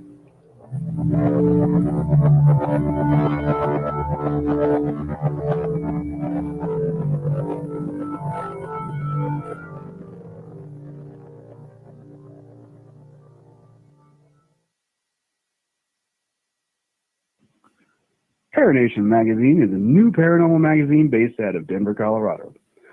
Our goal isn't just to give you the best paranormal content out there, but to promote paranormal unity. We're doing this by giving everyone an opportunity to tell their stories and to share their experiences. For more information, follow us on Facebook at Paranation Magazine and soon, paranationmag.com. I've Never Met a Dead Person I Didn't Like is the extraordinary travels of a young, alone, and broke psychic in the highly anticipated new book from internationally renowned psychic, medium, medical intuitive, and best-selling author Sherry Dillard. Critics have described I've Never Met a Dead Person I Didn't Like as an engrossing memoir, an empowering story of how a broken girl came to accept her psychic gift, a refreshing and fun read. I've Never Met a Dead Person I Didn't Like is available through Amazon, Kindle, Barnes & Noble, and wherever books are sold.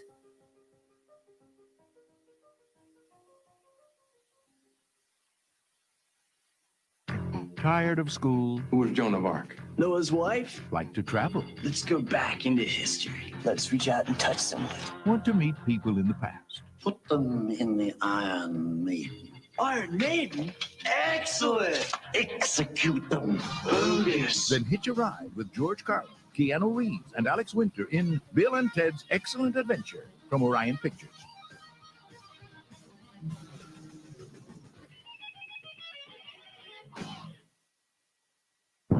Are you intrigued by Paranormal Talk Radio? You'll love the new Paranormal Radio app from Talkstream Live. You'll find a great selection of talk shows covering UFOs, ghosts, strange phenomena, and much more. Download the Paranormal Radio app now and start listening to the very best in paranormal talk entertainment, including the network you're listening to right now, the Paranormal Radio app, free in Google Play and the iOS App Store. Please, Spock, do me a favor, and don't say it's fascinating. No. But it is interesting.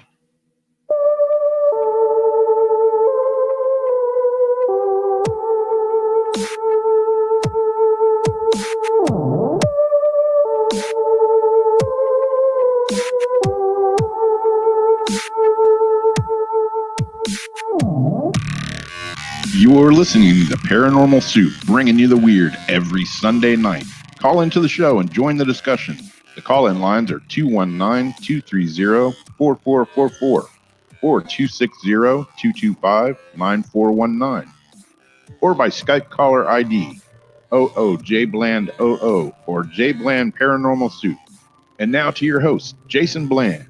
Tonight, we're talking to our guest, Nick Redfern, about his latest book, the Rendlesham Forest UFO Conspiracy, a close encounter exposed as a top-secret government experiment. Now, tonight, if you want to call in to ask Nick questions, we only have the two lines open, the 219-230-444 line or the Skype ID OOJBland00. Those lines will be open up here in just a second. Call in with your questions on this. I'm sure any of you into the UFO field probably have a lot of questions on this, but I tell you, you've got to get this book. It is really fascinating, as Spock said there, about how are the links and the experiments that our governments will go to on citizens and on soldiers to manipulate their minds. Mind control is probably the most dangerous, powerful weapon out there. I think they're using it on a lot more of a larger scale than just doing faking UFO incidents. I think they're using it on a large scale on soldiers, on media. I think there's a lot of mind control going on. That's why I find fascinating about this. I've always been fascinated by projects like MK Ultra and hallucinogens and what they've done to citizens and soldiers. And that's why I got this book and why I wanted to bring Nick on tonight. All right, so let's go ahead and get back to our guest.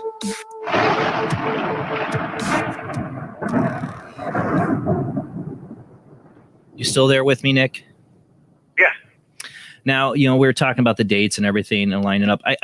One of the things I found really fascinating about this, and I guess I want to get into it now because I don't want time goes by so fast, is, a lot of people might be critical of this the information presenting because I'm sure you've heard this is like, well, Jim Pennison touched the craft, that's a physical thing that he touched. It was there.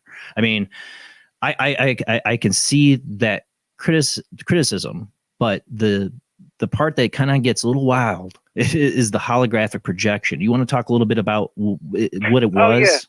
Yeah, I can do that. Where they're talking about the hologram sort of interacting with the environment. Right. Yeah.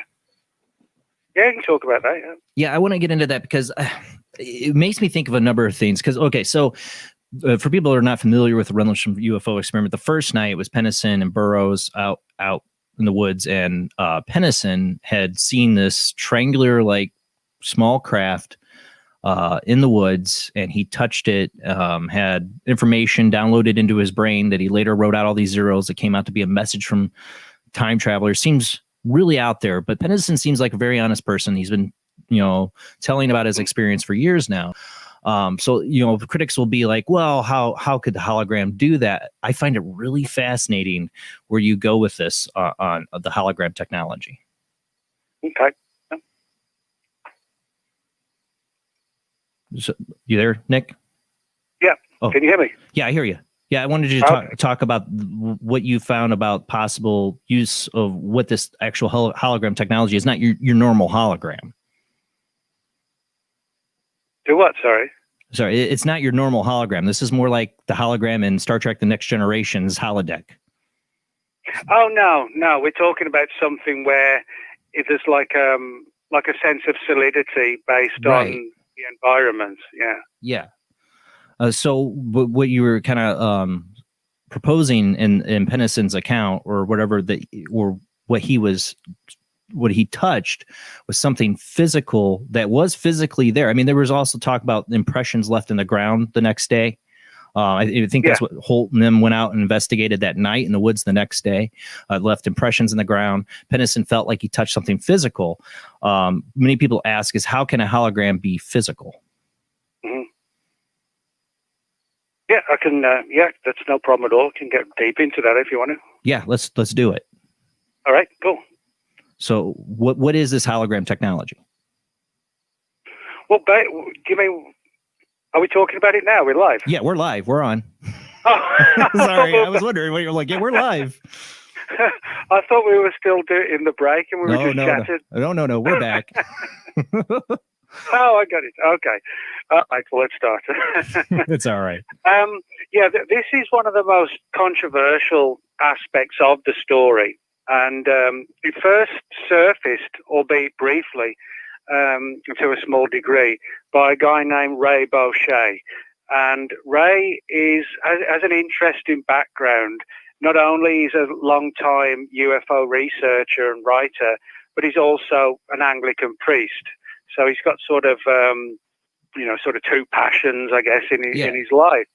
And Ray, in the early 1980s, this is when he started to really get involved in the Rendlesham case.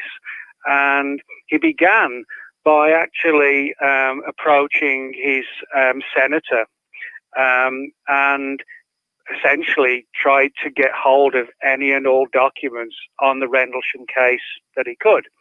And as you might guess, the only ones that really surfaced were the Holt memo and one or two other documents, which were interesting, but they weren't, any kind of smoking gun or anything like that at all. It was just a few documents that didn't really add much to the story after all.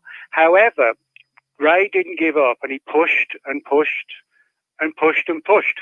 And to his own admission, he was pretty sure that somebody was watching him. He'd been placed under surveillance, primarily because he was asking all these questions that certain people in government didn't want asked. And this went on. And it was after he'd gone just about as far as he could go in terms of his senator. He never gave up on it. He still kept looking into Rendlesham. And I think that was the reason why in late 1993, November 1993, he was approached by two U.S. Department of Defense physicists, working on a program, I should say, for the DoD. And this was sort of fascinating, but also very weird program involving holograms. Yeah. Now, we're not talking about just regular holograms. We're talking about something far more sophisticated. And to give you an idea, Ray was told that this was a hologram that could actually interface, if you like, with the environment In other words, the two could be almost molded into one. And one of the people who also was told this story was Jenny Randles, who's an English researcher. And this is an important thing because a lot of people don't realize that this story that I tell in the book, snippets of it were given to Ray back in 1993. Jenny got information in the 1990s. But it was something that really didn't get taken to any significant degree. But I'll read you the quote that I use in the book that Jenny Randles used, because, as I said, she was given the story as well. And these are Jenny's words. "This is a device which manipulates the subatomic basis of matter at a quantum level and builds a bridge between mind and physical substance. If I understand it correctly, this supposedly stimulated the mind into having vivid hallucinations, but at the same time create physical effects in the real world, which could take on a semblance of the appearance of the hallucinated images. What we've seen mostly in the mind, but it was not entirely outside of the physical form and partially substantial in the same way that a hologram is real, but has no weight or solidity. The result is a terrifying apparition." So we're looking at something that is really highly advanced, the idea of using holograms, which can have some degree of solidity and in some fashion at least can leave physical effects behind, even though it was created as a hologram. Now, I talk about this in the book, about the whole issue of quantum physics and how this applies to this. And in the public domain, at least, this has been discussed theoretically. Right. But of course, this sort of begs the question, to what degree is this going on behind the scenes? Now, as far as those two guys who really kicked the whole thing off in terms of this holographic story, it seems to me the reason they approached Ray Boucher was because, for whatever reason, whatever their motivation was, they wanted to get the story out. And the person who they decided to go with was the one guy who really had sort of pushed it hard by contacting the senator and, taking like a political approach to this. This is a political issue that we need resolved. And I think from my perspective, there were people on the inside who wanted Ray to find the answer, but they could only go so far without compromising their identity. So they gave him snippets of data. And as I said, that the quote I used from Jenny Randles, that sort of really kind of nails it, this sort of hologram with physical properties attached to it as well. What I man, when I was reading that part of the book, when you got to this, I was like, oh, I was too late. I needed to go to bed, and I got to this part in the book, and I'm like, I can't go to bed on this. I got to read this part because I'm a paranormal investigator, and that's how I got, really, I'm not a ufologist or anything, but that's where my forte is. And I've had Barry, are you familiar with Dr. Barry Taff? Yes, yeah. I've had him as a guest on the show, and he's, we correspond in that, and I've read his book, As Above, So Below, whatever, on UFOs and the relationship with aliens and ghosts and psychokinetic activity, like all of his cases from the entity and on, and his theory about how how these psychokinetic events happen, not that they're ghosts or even aliens sometimes, but that they're basically an environment that is suited perfectly for these kind of events to happen, and the people who activate these environments, like a needle on a record, and they can make physical things happen. He's got some great evidence of this, of interactions of humans with environments that have high electromagnetic activity, and it's mostly time geological. I mean, Rendlesham Forest has a long history of ghosts and cryptid sightings and weird stuff over many, many years. So what another perfect place to use this kind of equipment, because it depends on a certain geological factor, maybe, and maybe it depends on certain people interacting with it. Like Burroughs, he lost memory and blanked out, but Pennison had this interaction. He had an expectation going out there of UFOs too, because he was a security and he was called out there because of lights. So he's thinking probably UFOs in his mind. Goes out there and he gets what he expects, an actual physical UFO that he sees and touches. What made my imagination kind of go crazy with this is the idea of that humans. You bring up one of the things I bring up on the show, the idea of a tulpa, the Tibetan thought form, and my imagination on this is that maybe they have some kind of technology that is based off this idea of human and environment interactions in certain conditions that can make things appear physical here, like people have seen in ghost encounters or like in the entity encounter. Like a lot of times parapsychologists will tell you it's not a ghost, it's not anything, it's actually coming from the subconscious of the person, a psychokinetic event. How far have the militaries investigated and researched this and used it? That's what I find fascinating about that. Well, yeah, I mean, the whole issue of tulpas or thought forms, which is the sort of alternative title for them, is a fascinating phenomenon. The idea, for people who may not know, the concept is that if you focus your mind on something and you focus it for a long, long time, and you're sort of looking at it in your mind, you're dreaming about it, you're almost obsessing over it, and you're trying to create this image in your mind, that sometimes it can kind of cross over to where you actually create where the temporary or possibly for longer, you create the image in your mind, but it then becomes externalized in the real world. In other words, let's just say, hypothetically, you have this image in your mind of like a large black cat roaming around the streets, like something like a huge black leopard, something like that. And you focus it on your mind night after night, day after day. You get your mind in on almost like an altered state and focusing on it even more. And then suddenly, let's say the next night, the local police get a call from somebody who's seen this huge black leopard just 20 feet from your front door. In other words, by projecting it initially in your mind and then outward, you have, whether directly or indirectly, you've created a thought form. And the process after that, or the theory after that, is that then the tulpa, the thought form, can take on its own independent existence.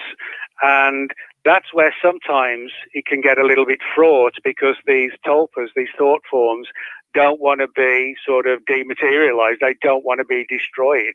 And this, creates a situation then where the tulpa wants to find more and more ways to stay alive, so to speak, if you can call it alive.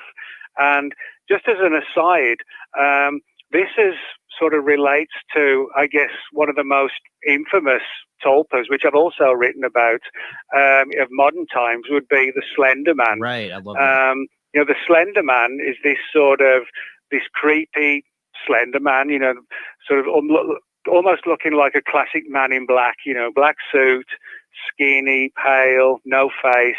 And the story, well, not the story, but the phenomenon, if you like, broke out in 2009 when the phenomenon of the Slender Man was brought to life.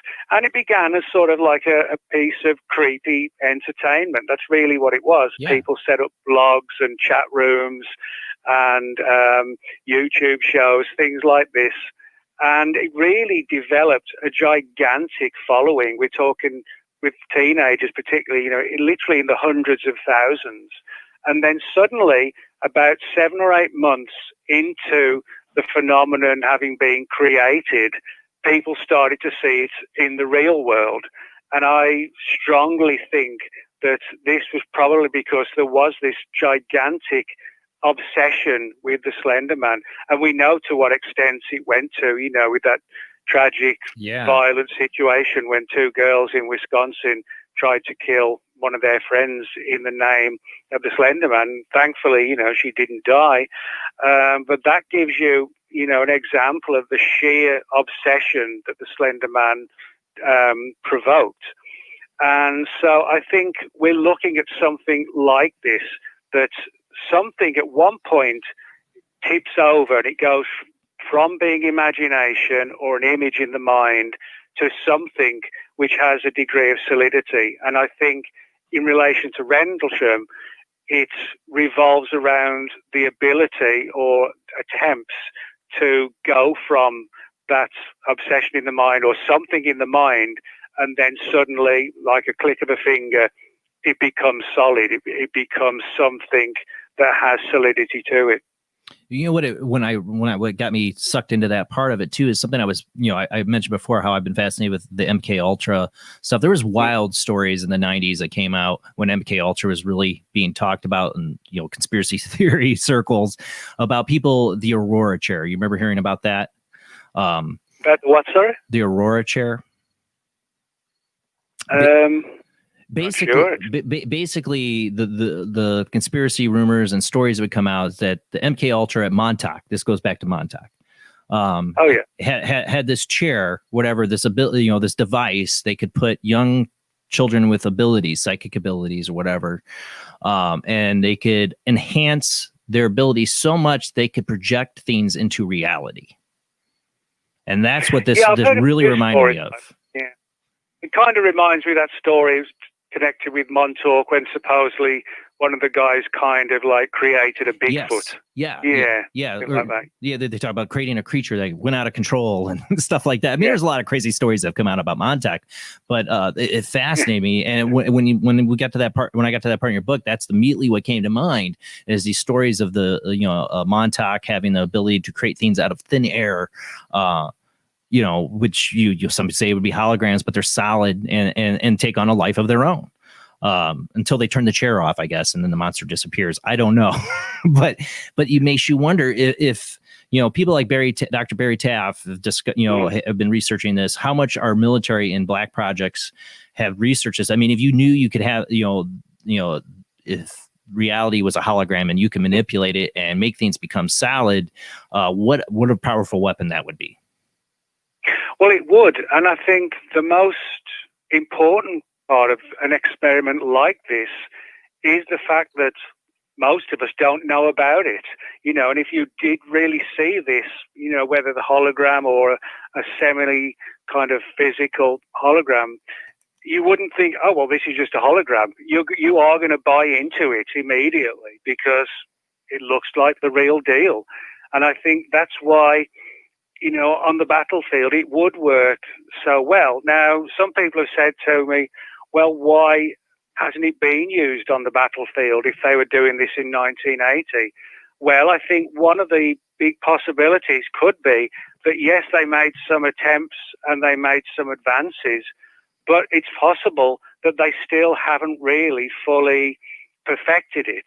Now, some people might think, 40 years to perfect a program, a military program.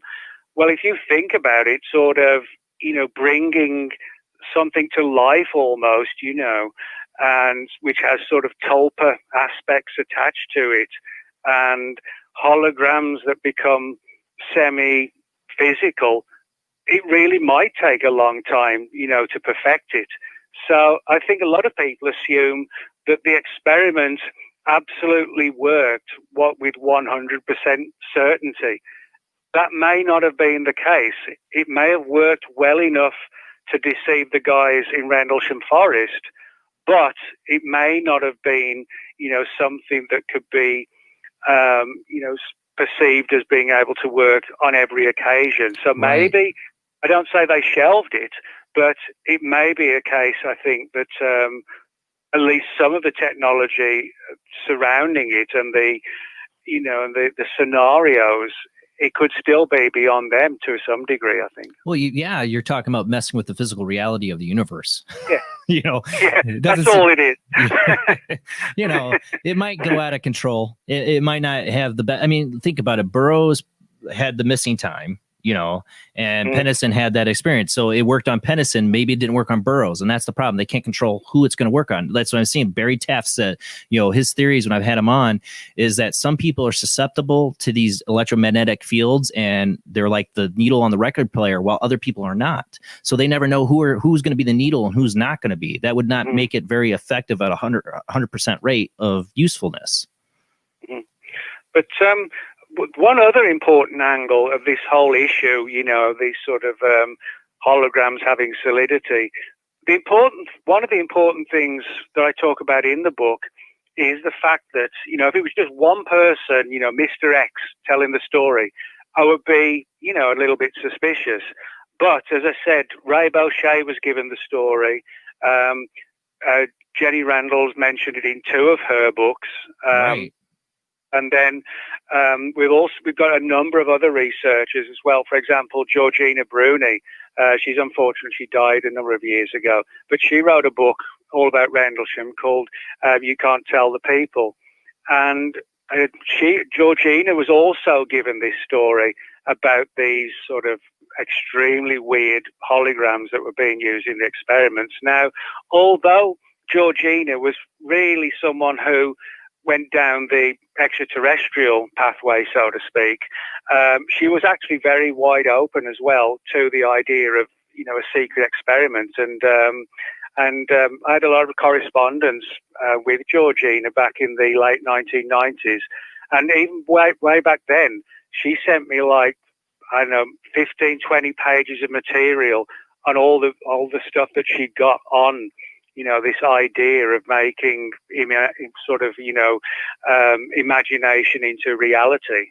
And so in other words, when you've got 5 or 6 independent sources all having been given this story in very covert situations, to me, it does sound like that there was a significant contingent that wants this story hidden, and they're happy for it to be perceived as a UFO event because from their perspective it worked.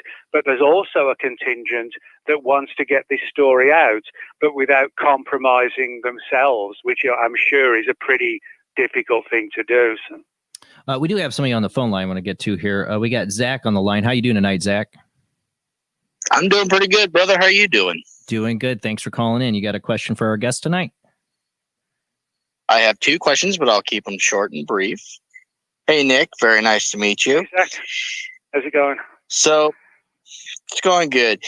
My first question to you goes back to the holographic technology.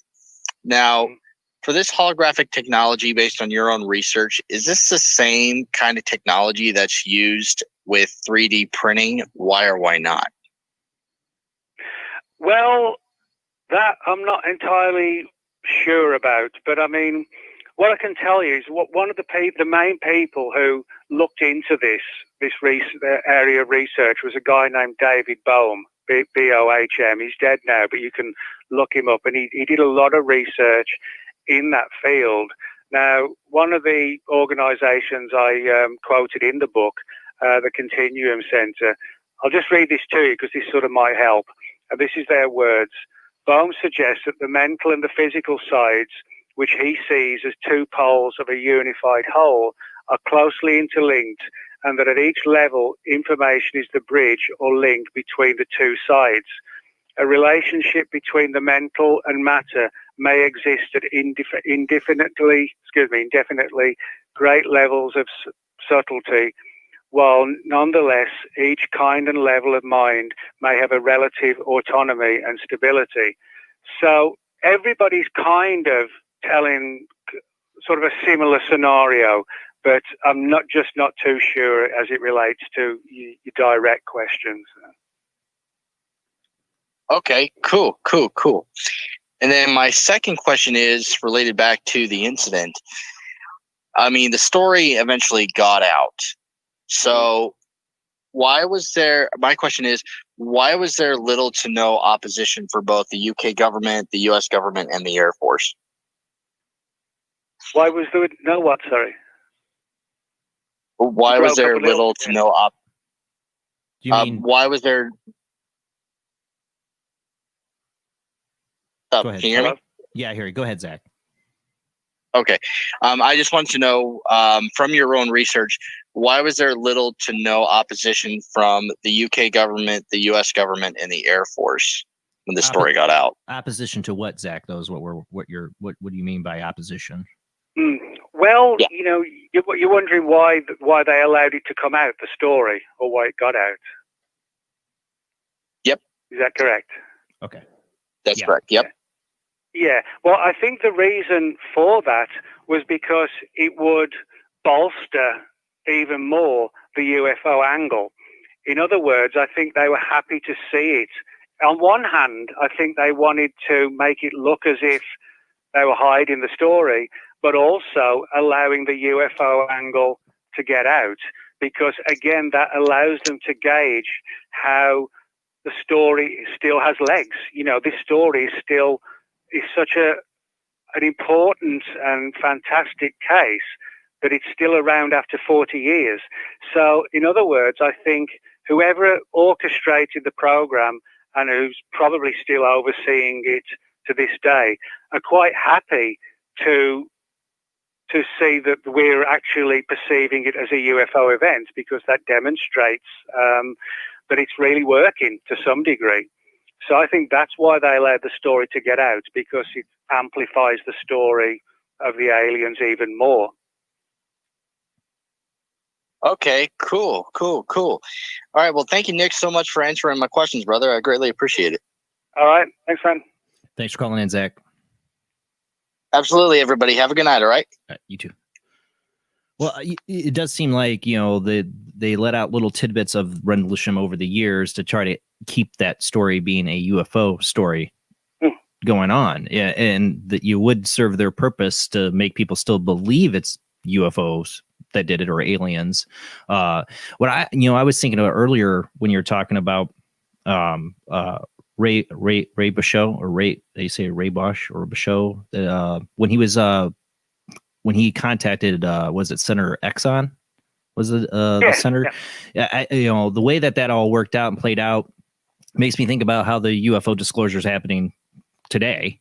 You know, with how, you know, with Podesta and what's his name from Blink-182? I'm already drawing a blank. It's late.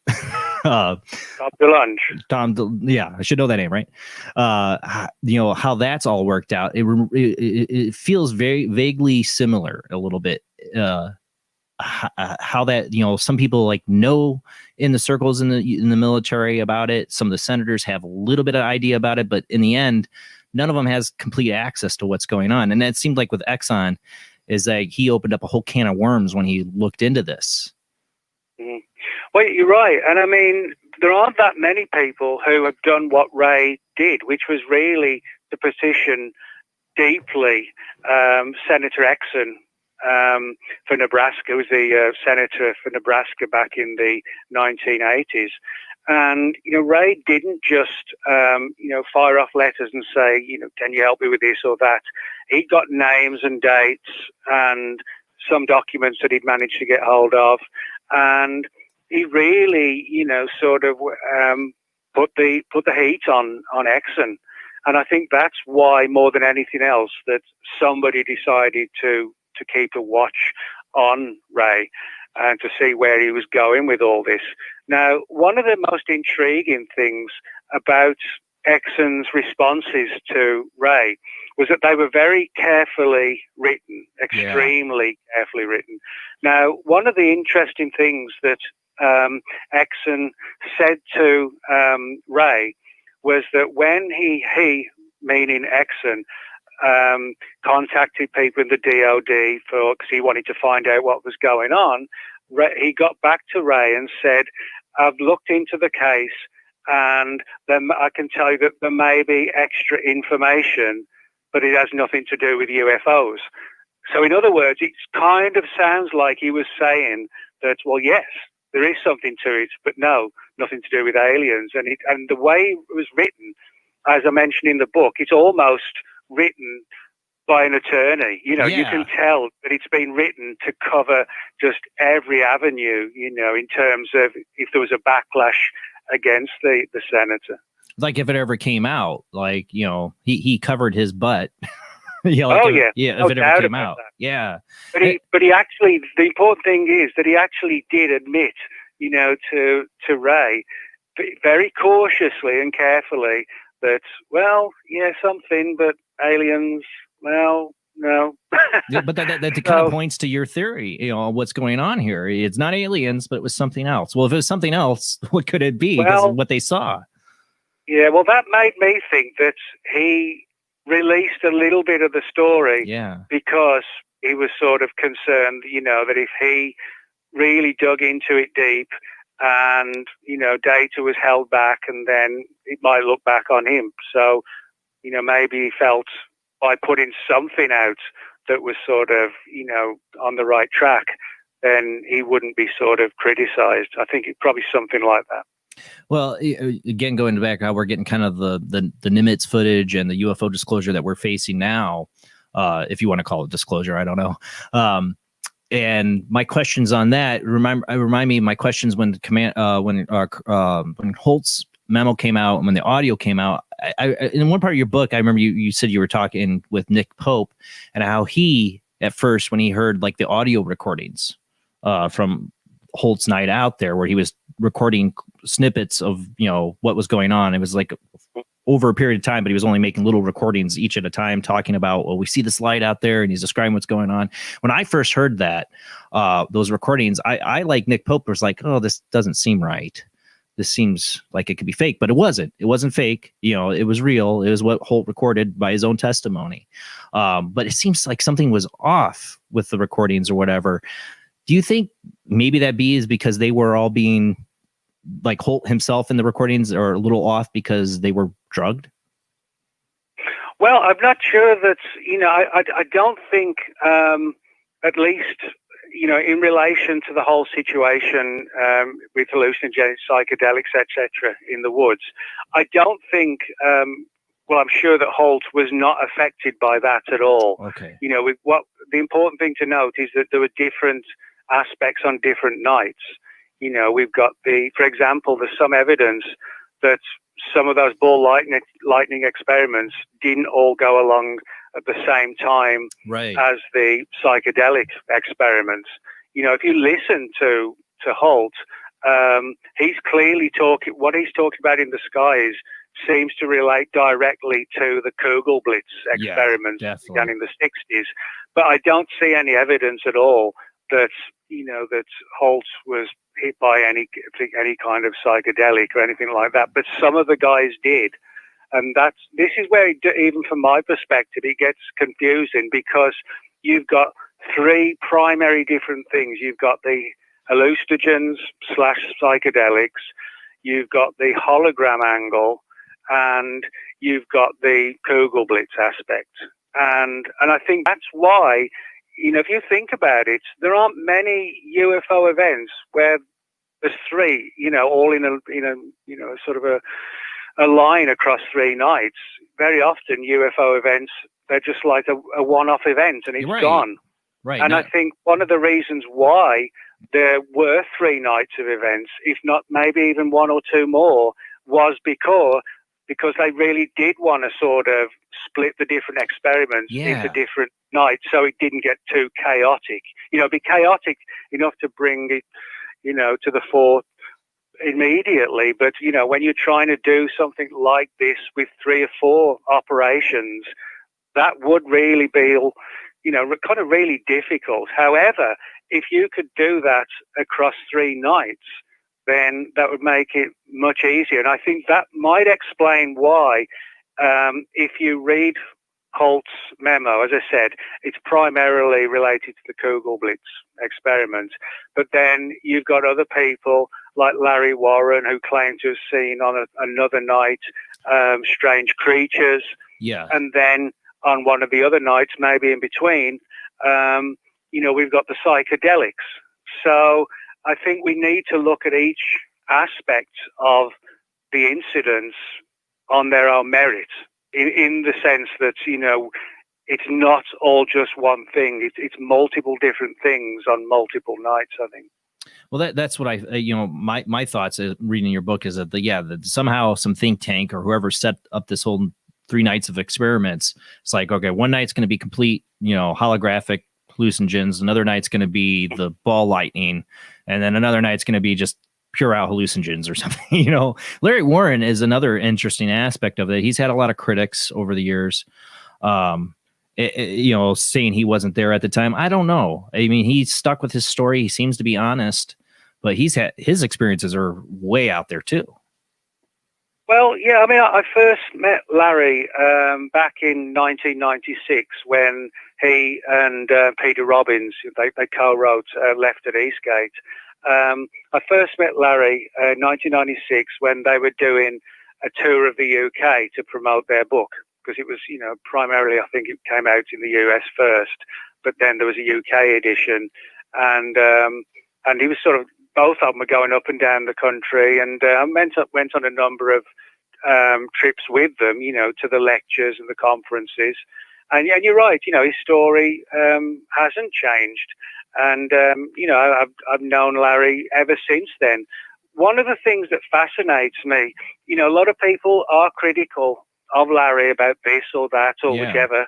But one of the intriguing things is that in Left at Eastgate, they have Colonel Holt, as he was at the time, as suspecting that something had been meddled with in terms of Larry's mind, that somewhere he'd been meddled with. Now, I'll tell you something interesting. Early last year, I did a conference in Edinburgh, Texas. It's way down in South Texas. And it's a yearly conference. And the one, as I said 2 years ago, there was a number of people speaking there. I was one of them. And one of them was Charles Holt. And, if you go to a conference, you'll hang out and have a good time and chat. And that's what we did. And when we got talking, we talked about Rendlesham, different aspects of it. And we got into Larry. And Holt said to me that even now he said, regardless of what the story is or the truth is, he still felt that somehow Larry's mind had been meddled with. So again, we've got somebody who's been brought into the story who also seems to have had some sort of mind issue. Now, some people have said that, Larry's story doesn't have merit. Other people have said, that something that he really was meddled with, But so in other words, that's like a lot of the guys who are out there and had these weird experiences, probably in relation to psychedelics, we could also make a strong case that yes, Larry was involved, but when your mind is so manipulated and changed, then it's no wonder, I think, that what people are going to say, well, this story's changed or that one's changed or the person can't remember this or that. You can understand how people might be suspicious of a story. But again, for me, the fact that Holt said, he did feel that something had been done to Larry, that again adds another layer to it. Well, when you say Holt said that, it makes me think that Holt, I don't think he was inside on any of this, but no, I don't think he was either. No. But being at his level, he might have gotten rumors or looked into it himself a little bit and started to see some evidence like you had that something had happened, that something had been tested on these soldiers. Well, I'll tell you one of the interesting things. Like you just said, I don't think Holt was hiding anything. I don't think he was a player in the experiment. I think he was as innocent as Burroughs and Peniston. Yeah. I think he did not know what was going to happen at all. But the one thing I would say, in relation to all of this, is that when you've got people like Holt, and they don't know what's going on, it sort of begs the question, well, how up in the chain do you have to be, to actually know what was going on? Well, he was a deputy, I think he was second commander, something like that. But he had held a high position, on the base. So, That's an important thing as well. Well, it also seems, I mean, in this case with Rendlesham, that this wasn't a U.S. military experiment. This was a MOD, Ministry of Defense experiment on U.S. soldiers. Well, yeah, this is where it also gets sort of confusing as well. There's a lot of confusion surrounding this, even though it sort of has like a cohesive aspect to it as well. What's kind of confusing is the fact that, the event occurred on UK soil, Rendlesham Forest. Rendlesham Forest isn't like part of the bases. I mean, it's just it's open land. Anybody can walk around the forest. You can go out on a Sunday morning, take your dog for a walk, because it's not government land. Right. But the two bases, when they were open, were adjacent to the forest. So, in other words, you've got the military personnel were American, but they were based on a UK base. So, in terms of who would be running this, that's where it gets a little bit difficult, because there's some data and testimony which suggests that possibly it was like a combined operation, UK and US. Some people have suggested that it was actually a UK program, solely UK, and using US personnel as the guinea pigs, if you like, and doing it on right next door to a military base.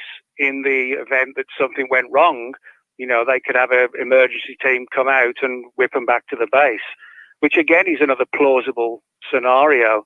But I mean, I have to admit myself, writing the book and doing the research, that this, to a degree, is still in early sort of fringes, of the story. I mean, in terms of the UFO angle, now I think there's somewhere in the region of 9 or 10 books written about the case.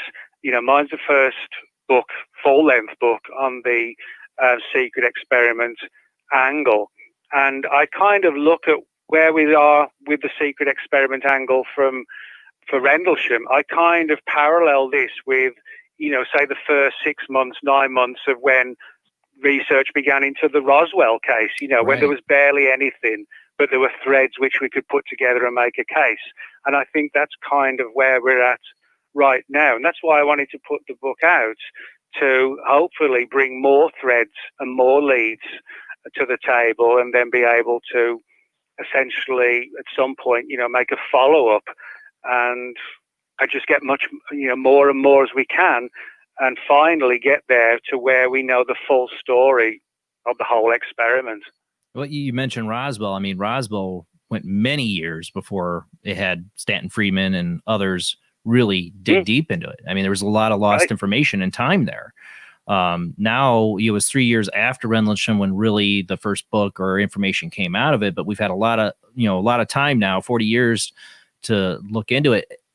And now these pieces are starting to come together, that there's something off compared to other incidents, other UFO incidents that just differ. Like you said, the 3 nights, and there's just so many aspects to this case that just don't fit in the same scenarios of other UFO landings or crashes.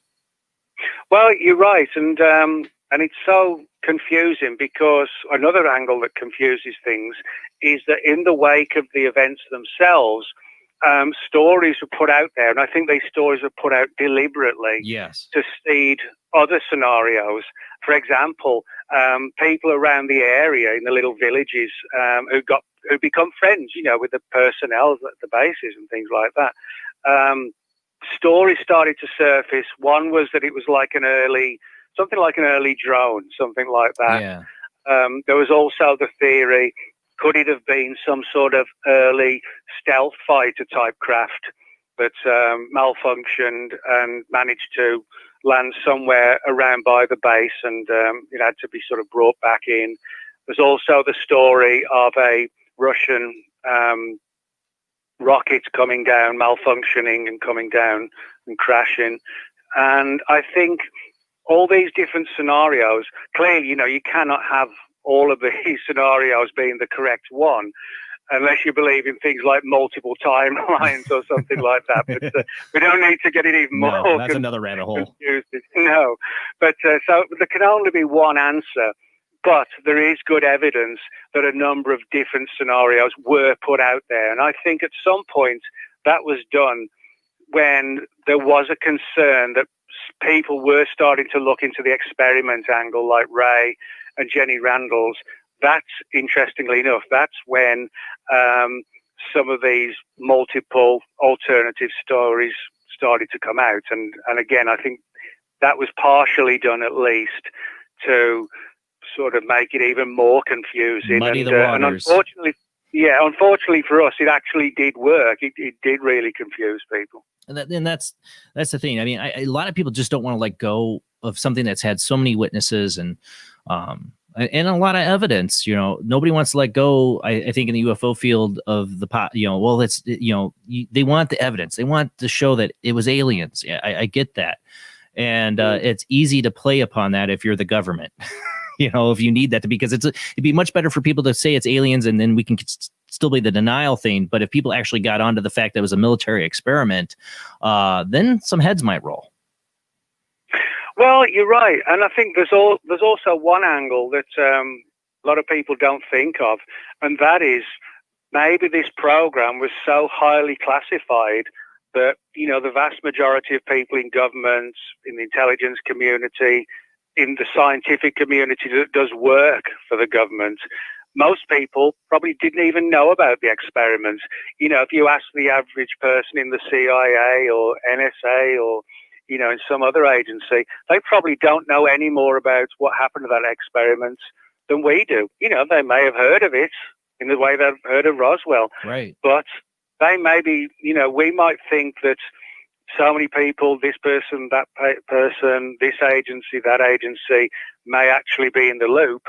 But the reality might be, to hide the truth, the number of people who are in the loop could be like minuscule. It could be, and today it could even be in sort of like a closed status where it's just hidden away because they're not sure kind of how to go to the next step. Kind of like, in the final stages of Raiders of the Lost Ark, where supposedly the government's going to do all this work. Yeah, the government's going to do all this work and research on the Ark, but they just put it away in a big wooden box because they're not sure what to do with it. Exactly, because you get to the last Indiana Jones movie they made, it's still sitting in the warehouse with an alien body still in the warehouse too. We got to go to our last commercial break, Nick. We got some more I want to talk about. I want to talk about the prison aspect to this too. What they did with the prisons that's related to this, I think, is even more evidence that this was a whole pre-planned setup experiment. We'll talk about that, and the phone lines will be still open, guys, when we come back from the short commercial break.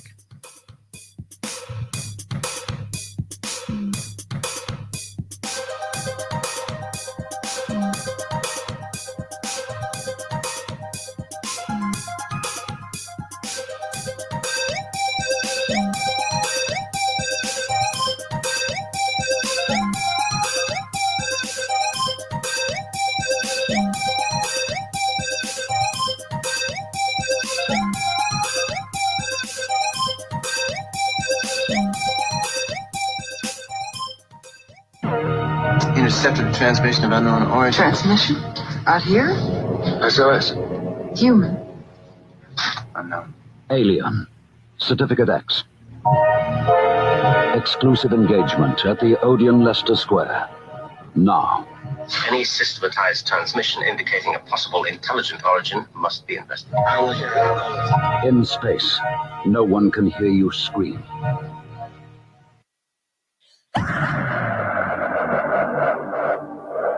If you are interested in discovering the truth about the paranormal and want to hear from leading researchers in the field, join Justin Brown on his 3 weekly shows named My Paranormal Soapbox, Necromancer Live Show, and the Supernatural Symposium, live on Facebook, YouTube, and interfacediff.net.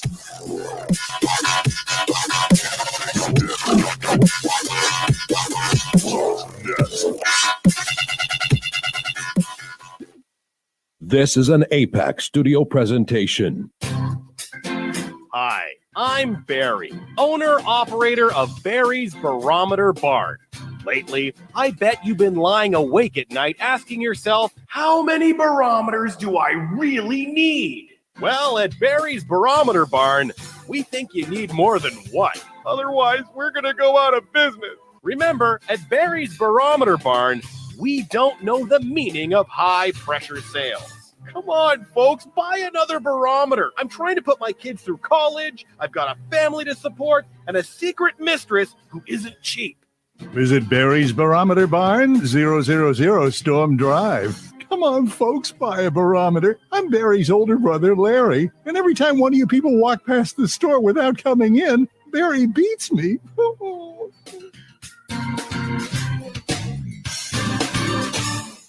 This has been a presentation from Tim Morgan's APAC Studio. For more almost professional amateur comic studio content, visit the APAC YouTube channel. Search APAC 2002. That's APAC 2002 on YouTube. When Alex Gardner is asleep, he has an extraordinary gift. The government wants it, the scientists want it, but to keep it may cost him his life. It might be better if Alex didn't sleep at all, but he cannot resist entering the dreamscape. Can you? See Dreamscape in the West End and all over London now. Certificate 15. It takes an extraordinary adventurer to enter the dreamscape. Are you intrigued by Paranormal Talk Radio? You'll love the new Paranormal Radio app from Talkstream Live. You'll find a great selection of talk shows covering UFOs, ghosts, strange phenomena, and much more. Download the Paranormal Radio app now and start listening to the very best in paranormal talk entertainment, including the network you're listening to right now, the Paranormal Radio app, free in Google Play and the iOS App Store. Join us every Wednesday night at midnight Eastern Standard Time for Weird Wednesday, the live stream, with your hosts Jamie, the Living Dead Girl, and Rob, the Phantom, where we'll talk about all things paranormal, including zodiac, astrology, tarot card and oracle card readings, live ghost boxing and spirit communication, where we'll do voices from beyond the cold case files. So we hope you join us live on Facebook and YouTube every Wednesday night at midnight Eastern Standard Time. We hope to see you there. Bye-bye.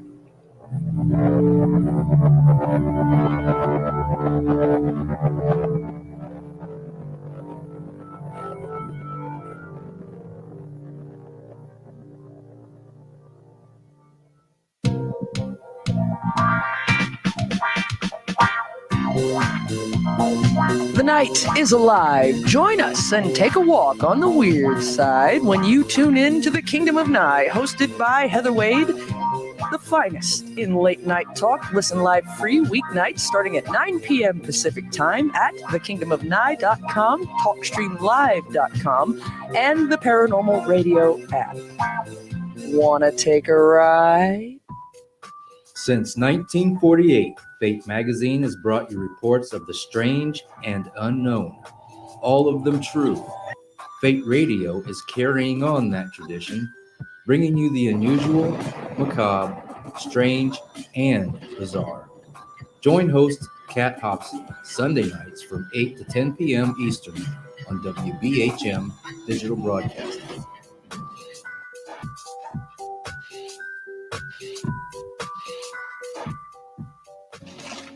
Heat 'em up. Do, re, be gone.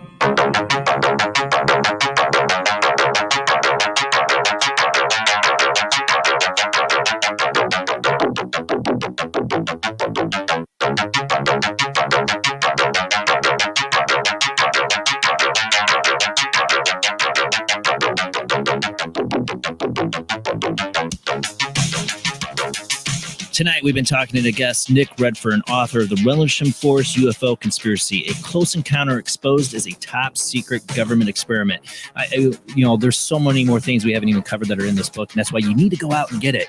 If you're interested in the UFO field, and I know you want aliens, but this, to me, maybe is an insight to what the government might know about aliens. Why would they conduct these experiments to see how military personnel would react? Is it about them reacting to a UFO landing, or is it about just controlling them and using it against other soldiers in the field just to manipulate them into maybe laying down arms? A lot of aspects to this, why they would do it, but I believe they did do it. I believe there's a lot of evidence of our government trying to do this over the years. I think in Nick's book he even references when we thought we didn't do it, but there was an attempt to use these kind of like religious holographic images in the sky and do things to convince the Cubans not to go with Castro. There's so much evidence that our military has had an interest in trickery, illusion. The CIAs that hired magicians to pull off many different kinds of illusions. There's a reason. I mean, it's a powerful weapon when you can control others' minds and make them see things that are not there. It would be a very powerful weapon. That's what we're talking about tonight.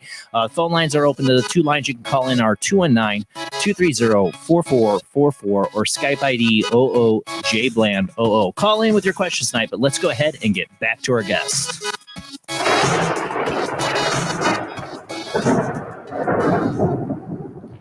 All right. You still there with me, Nick? Yeah. We are live on air, so you know this time.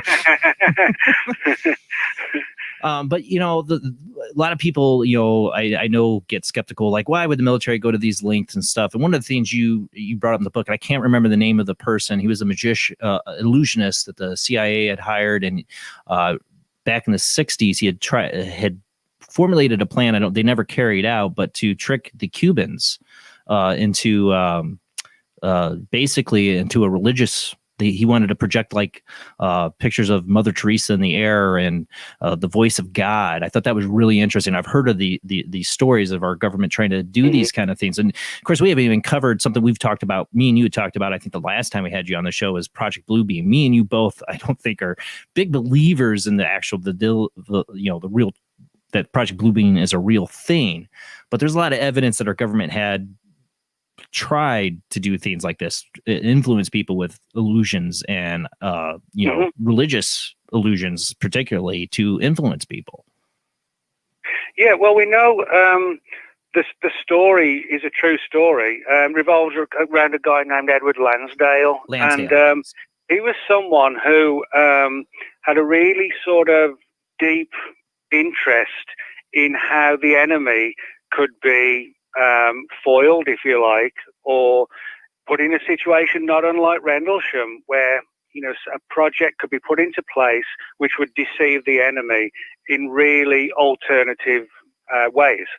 And one that he came up with, which didn't come to fruition because it really was kind of too confusing, was a plan to try and oust Fidel Castro. This was in the early 1960s. And the plan was to fly small aircraft through clouds over Cuba with muffled engines and broadcast what was supposed to be the voice of Jesus and saying, renounce Castro and, follow the American way. And on top of that, they were also going to project images of Jesus onto clouds. And I guess in one respect, it's a sort of brilliant idea, but the main problem was that it just didn't work too well. There was too much that wasn't sort of clearly not going to work properly. Nobody could make, any sort of complete scenario as to where the clouds might come in, where the winds might come through. Could they actually make any kind of complete angle of where and when, and is it going to work? And they decided in the end that it really was too difficult, and so the program was shelved. But in one sense, you could make a case. This was like 61. This was right. 20 years before Rendlesham. you could make a case that the people who worked on the Cuba one could have been the same people who worked on Rendlesham, but 20 years later, or at least they inherited, the program directions, because it wasn't too difficult, to make a case that it was similar to Rendlesham. You've got projections, if you like, of UFOs in Rendlesham Forest, and you've got a projection of Jesus over Cuba. And if people think that's just sort of too bizarre, the files have actually now been declassified, some of them, on this Cuba case. And it really does sound too weird to be true, but it actually is. Well, Lansdale might have been the one who started the whole thing. He came up with this idea at the time when they're trying to solve the solution of Castro and them getting nuclear armaments on that island so close to us. They were really trying to brainstorm, how do we get rid of Castro? How do we do this? And he came up with this plan, but obviously the logistics of it were just probably too impossible. But somebody within the government could have been like, that's not a bad idea. We can't pull it off, but what if we start working on it now and it could be useful later in the future? And now, and Rendlesham was the baby of that. Yeah, that's entirely possible. I mean, the parallels are there to a degree. And again, it sort of relates to dealing with the enemy. So, I think it might be sort of a good thing to sort of dig further into Lansdale and see if there are any threads in terms of the names and places, that kind of thing, with Rendlesham as well. That might be an interesting thing and might possibly, bring something new to the fort. Yeah. Well, and Rendlesham couldn't have been the end of it, in my opinion. If they did all that, who's to say they haven't used it in other ways or moved on in the project to experiment? I mean, we've talked about, I think when last times I had you on, we talked about, and you mentioned in the book, even alien abduction experiences being faked by the government, like the Brazilian farmer in the 60s. I remember, that seemed to be dosed with hallucinogens, and his description of the UFO craft seemed like it was a helicopter. If you really look at the description. Antonio Villas-Boas. Yeah.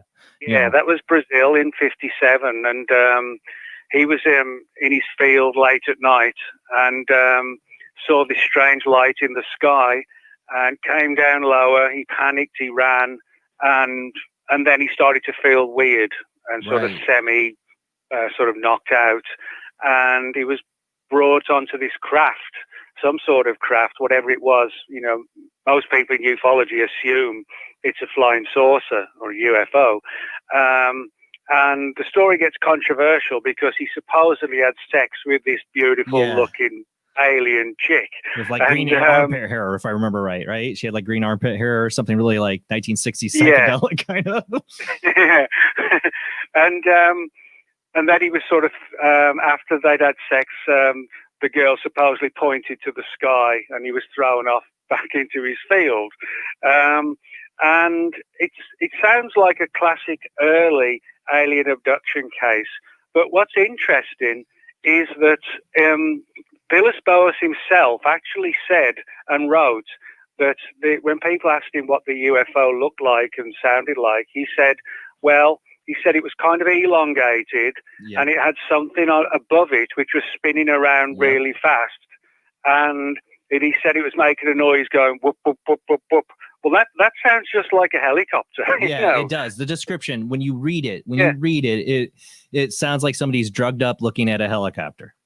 Yeah, and then there's a few years back, a guy named Bosko Nedeljkovic came forward who worked in South America on intelligence programs in Brazil, and he said that he was actually a part of the program, and the plan was to try and, this was an early operation to try and fabricate a real event, a real UFO event, and see how people responded to that. And again, the reason was they wanted to see how people would react to a real UFO event. And so they staged one and then sat back and see how, the average person would respond to this, how the UFO community responds to it.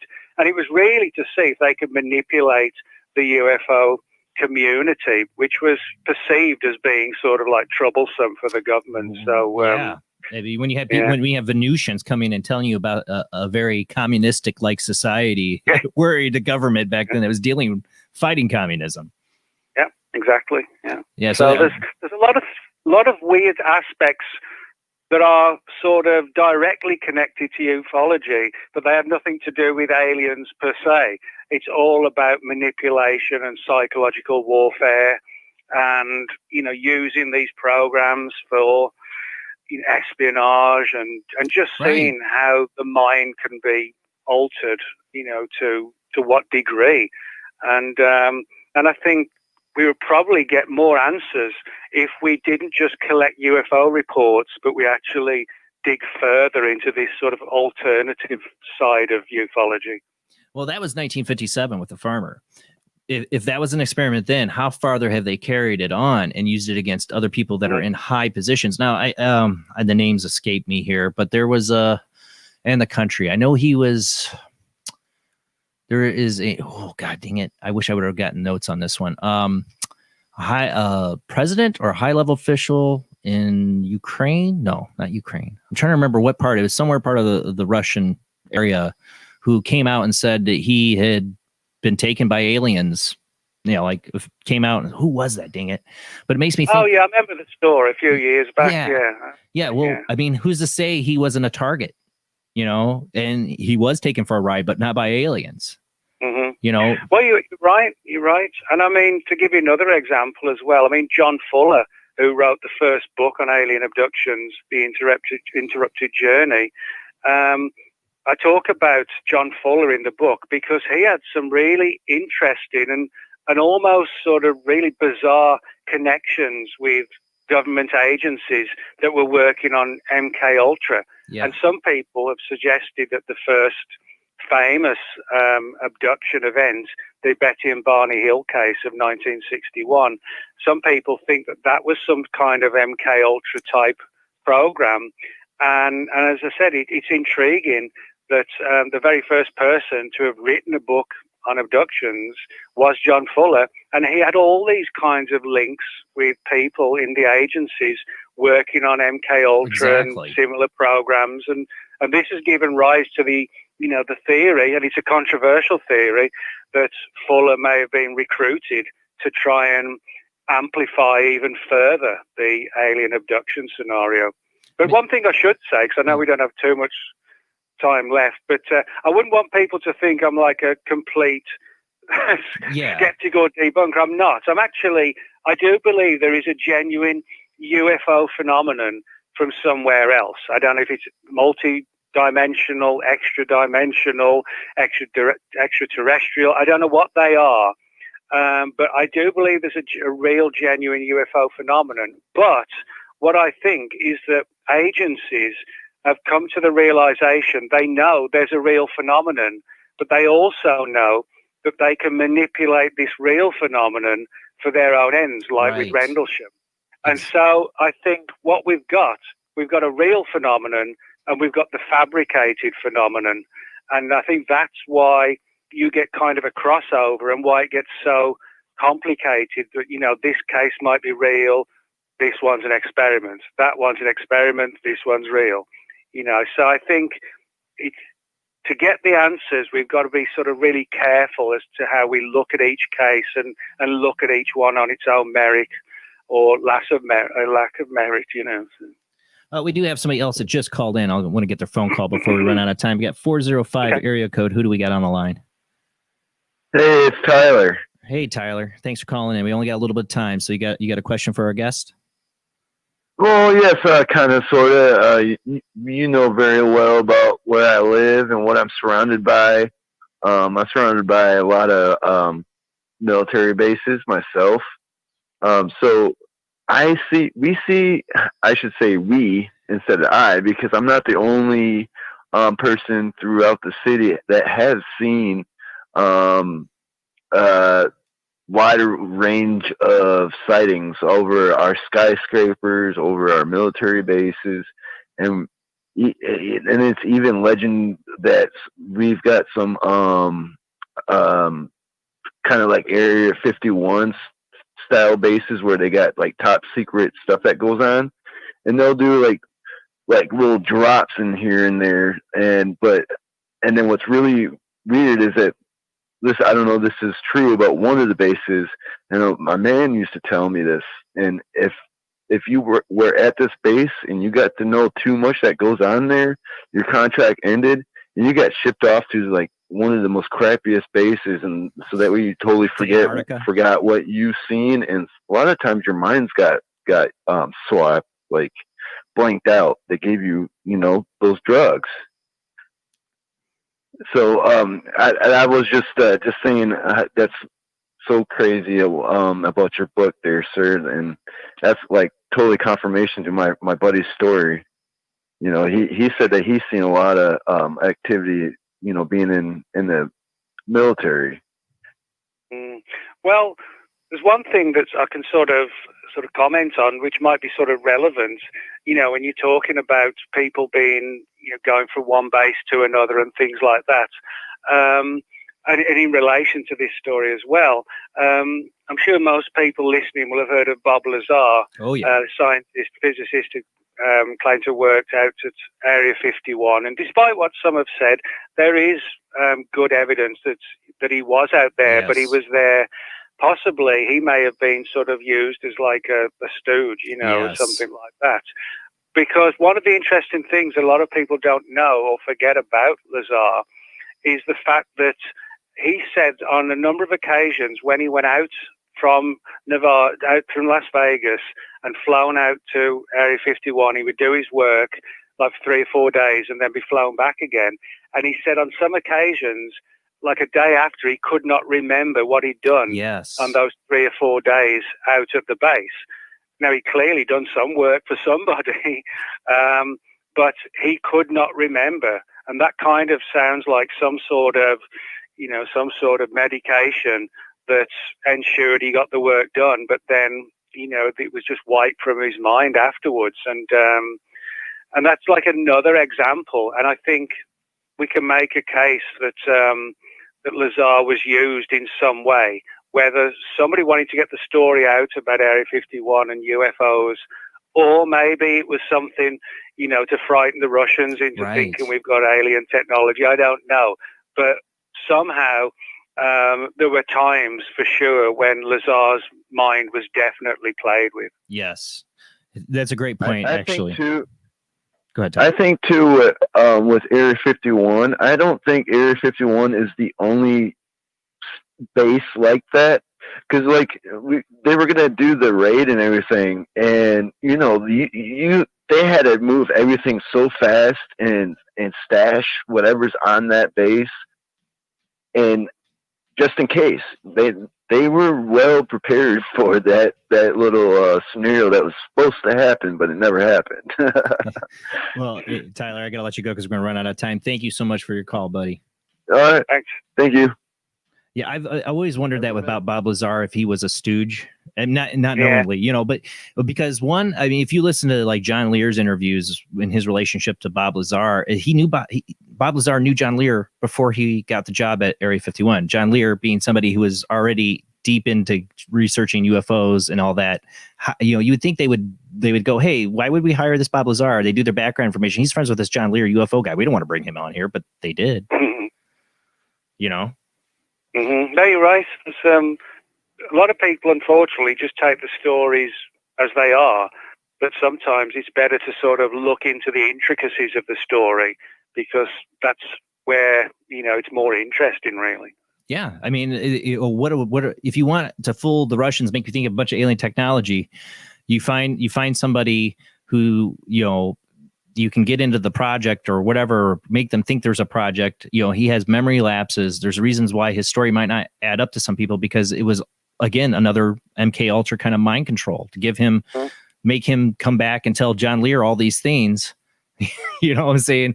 Have him see the lights in the sky, and then John Lear puts this out, goes out in the media. Bob Lazar's on the news, and next thing you know, the Russians are seeing this. They're like, "Oh my God, the U.S. has, you know, 9 alien craft in a hangar they're experimenting on. Oh dear God, you know."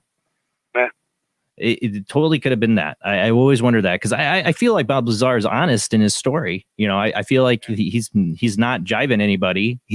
But he might have been manipulated.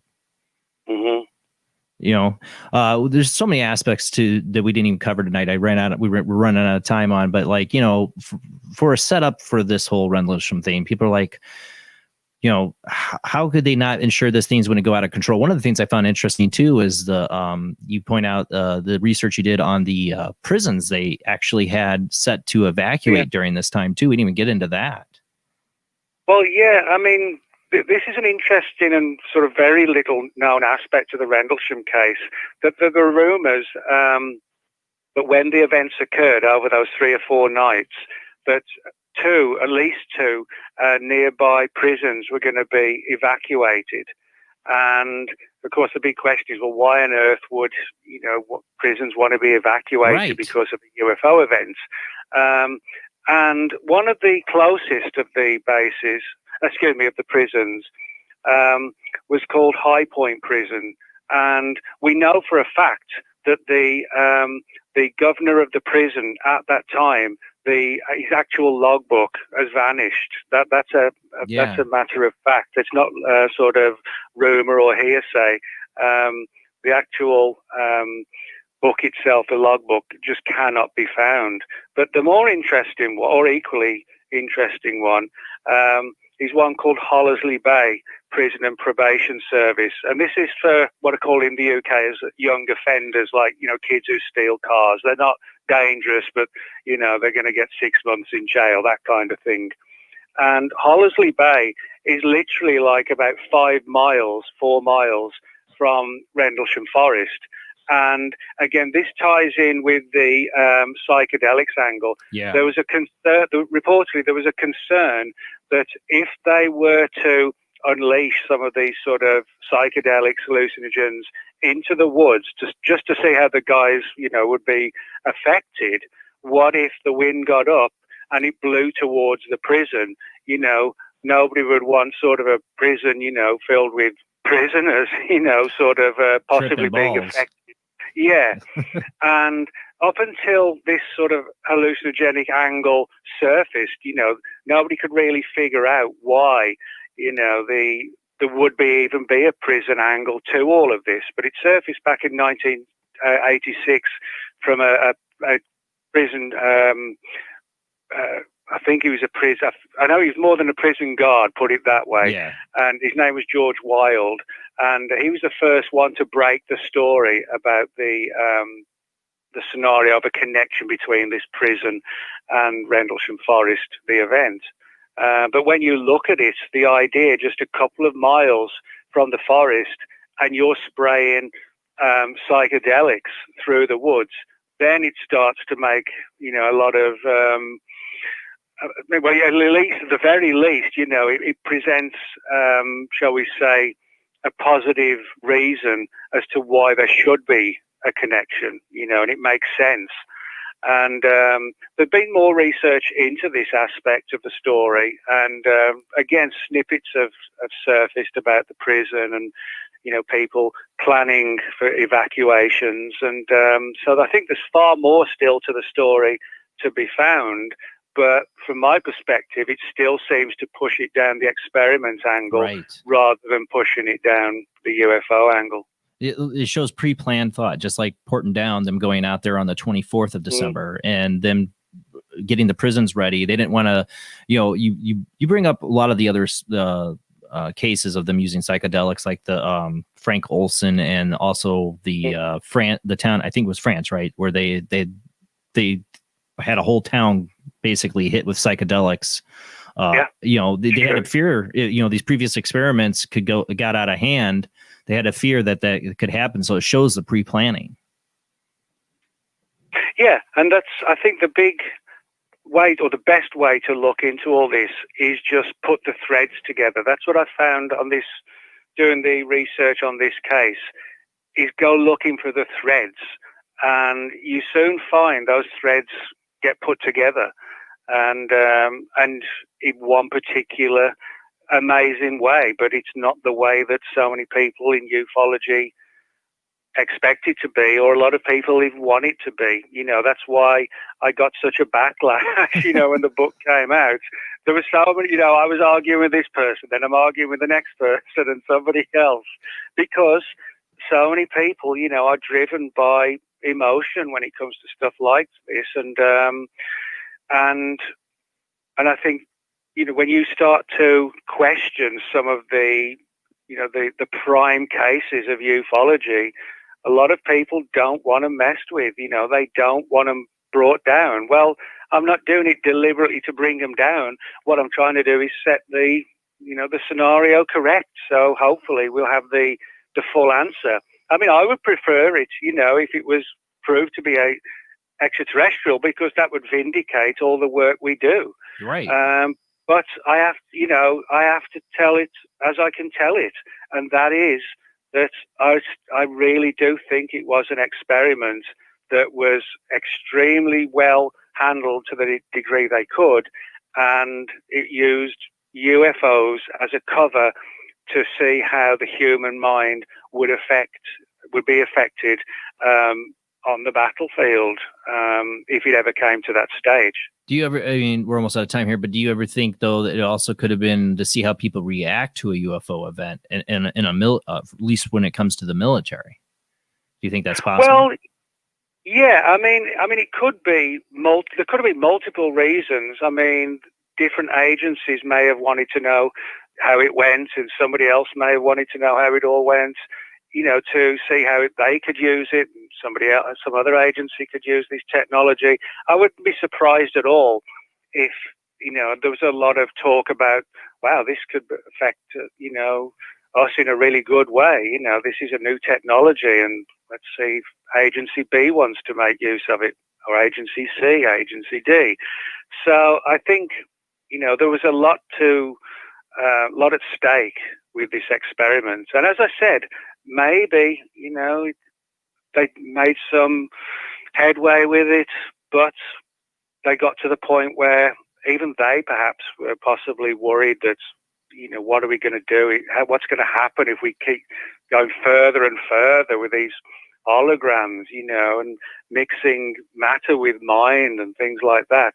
I sometimes wonder, did they get cold feet because they weren't really sure where they were going with it all? You hear the stories of the Montauk Project, the crazy stuff that come out of there. You wonder if that's been like, okay, we created a Topa monster. Let's shut the project down. No. Well, Nick, thank you so much for being on the show tonight. It is a true honor to have you on the show. Like I said, you're my favorite writer for Mysterious Universe. I love reading your blogs and your articles. You're a true journalist, and I wish we had more people like you. Well, thanks, and thanks again for having me on the show. And I'm glad we got there's a show that's got 3 hours, because sometimes you really do need 3 hours. And there's still so much we didn't get to cover that's in this book. So people go get Nick Redfern's The Rendlesham Forest UFO Conspiracy, a close encounter exposed as a top secret government experiment. And then you have a newer book that just came out too. It's about deep sea monsters, or what was it called? It's about sea serpents and lake monsters, called Monsters of the Deep. And I've actually got one coming out on October the 1st as well. And that's it's called The Martians, and that's like a 300-page book on the mystery and the history of Mars, like in relation to things like the face on Mars. Oh, wow. And is there life on Mars? Could there have been ancient Martian cities, that kind of thing. Well, I definitely want to read that. I'm sure Elon Musk does too. But thank you so much, Nick, for being on the show. We definitely got to get you back on again in the near future, because you're always enjoyable. And like I said, I think there needs to be more journalists in this field like you. Thank you so much. Thanks a lot, Jason. Thanks. All right, everybody, that's it for the show. Next week, we're going to have Dr. Christopher Malkin, medical intuitive and healer, on.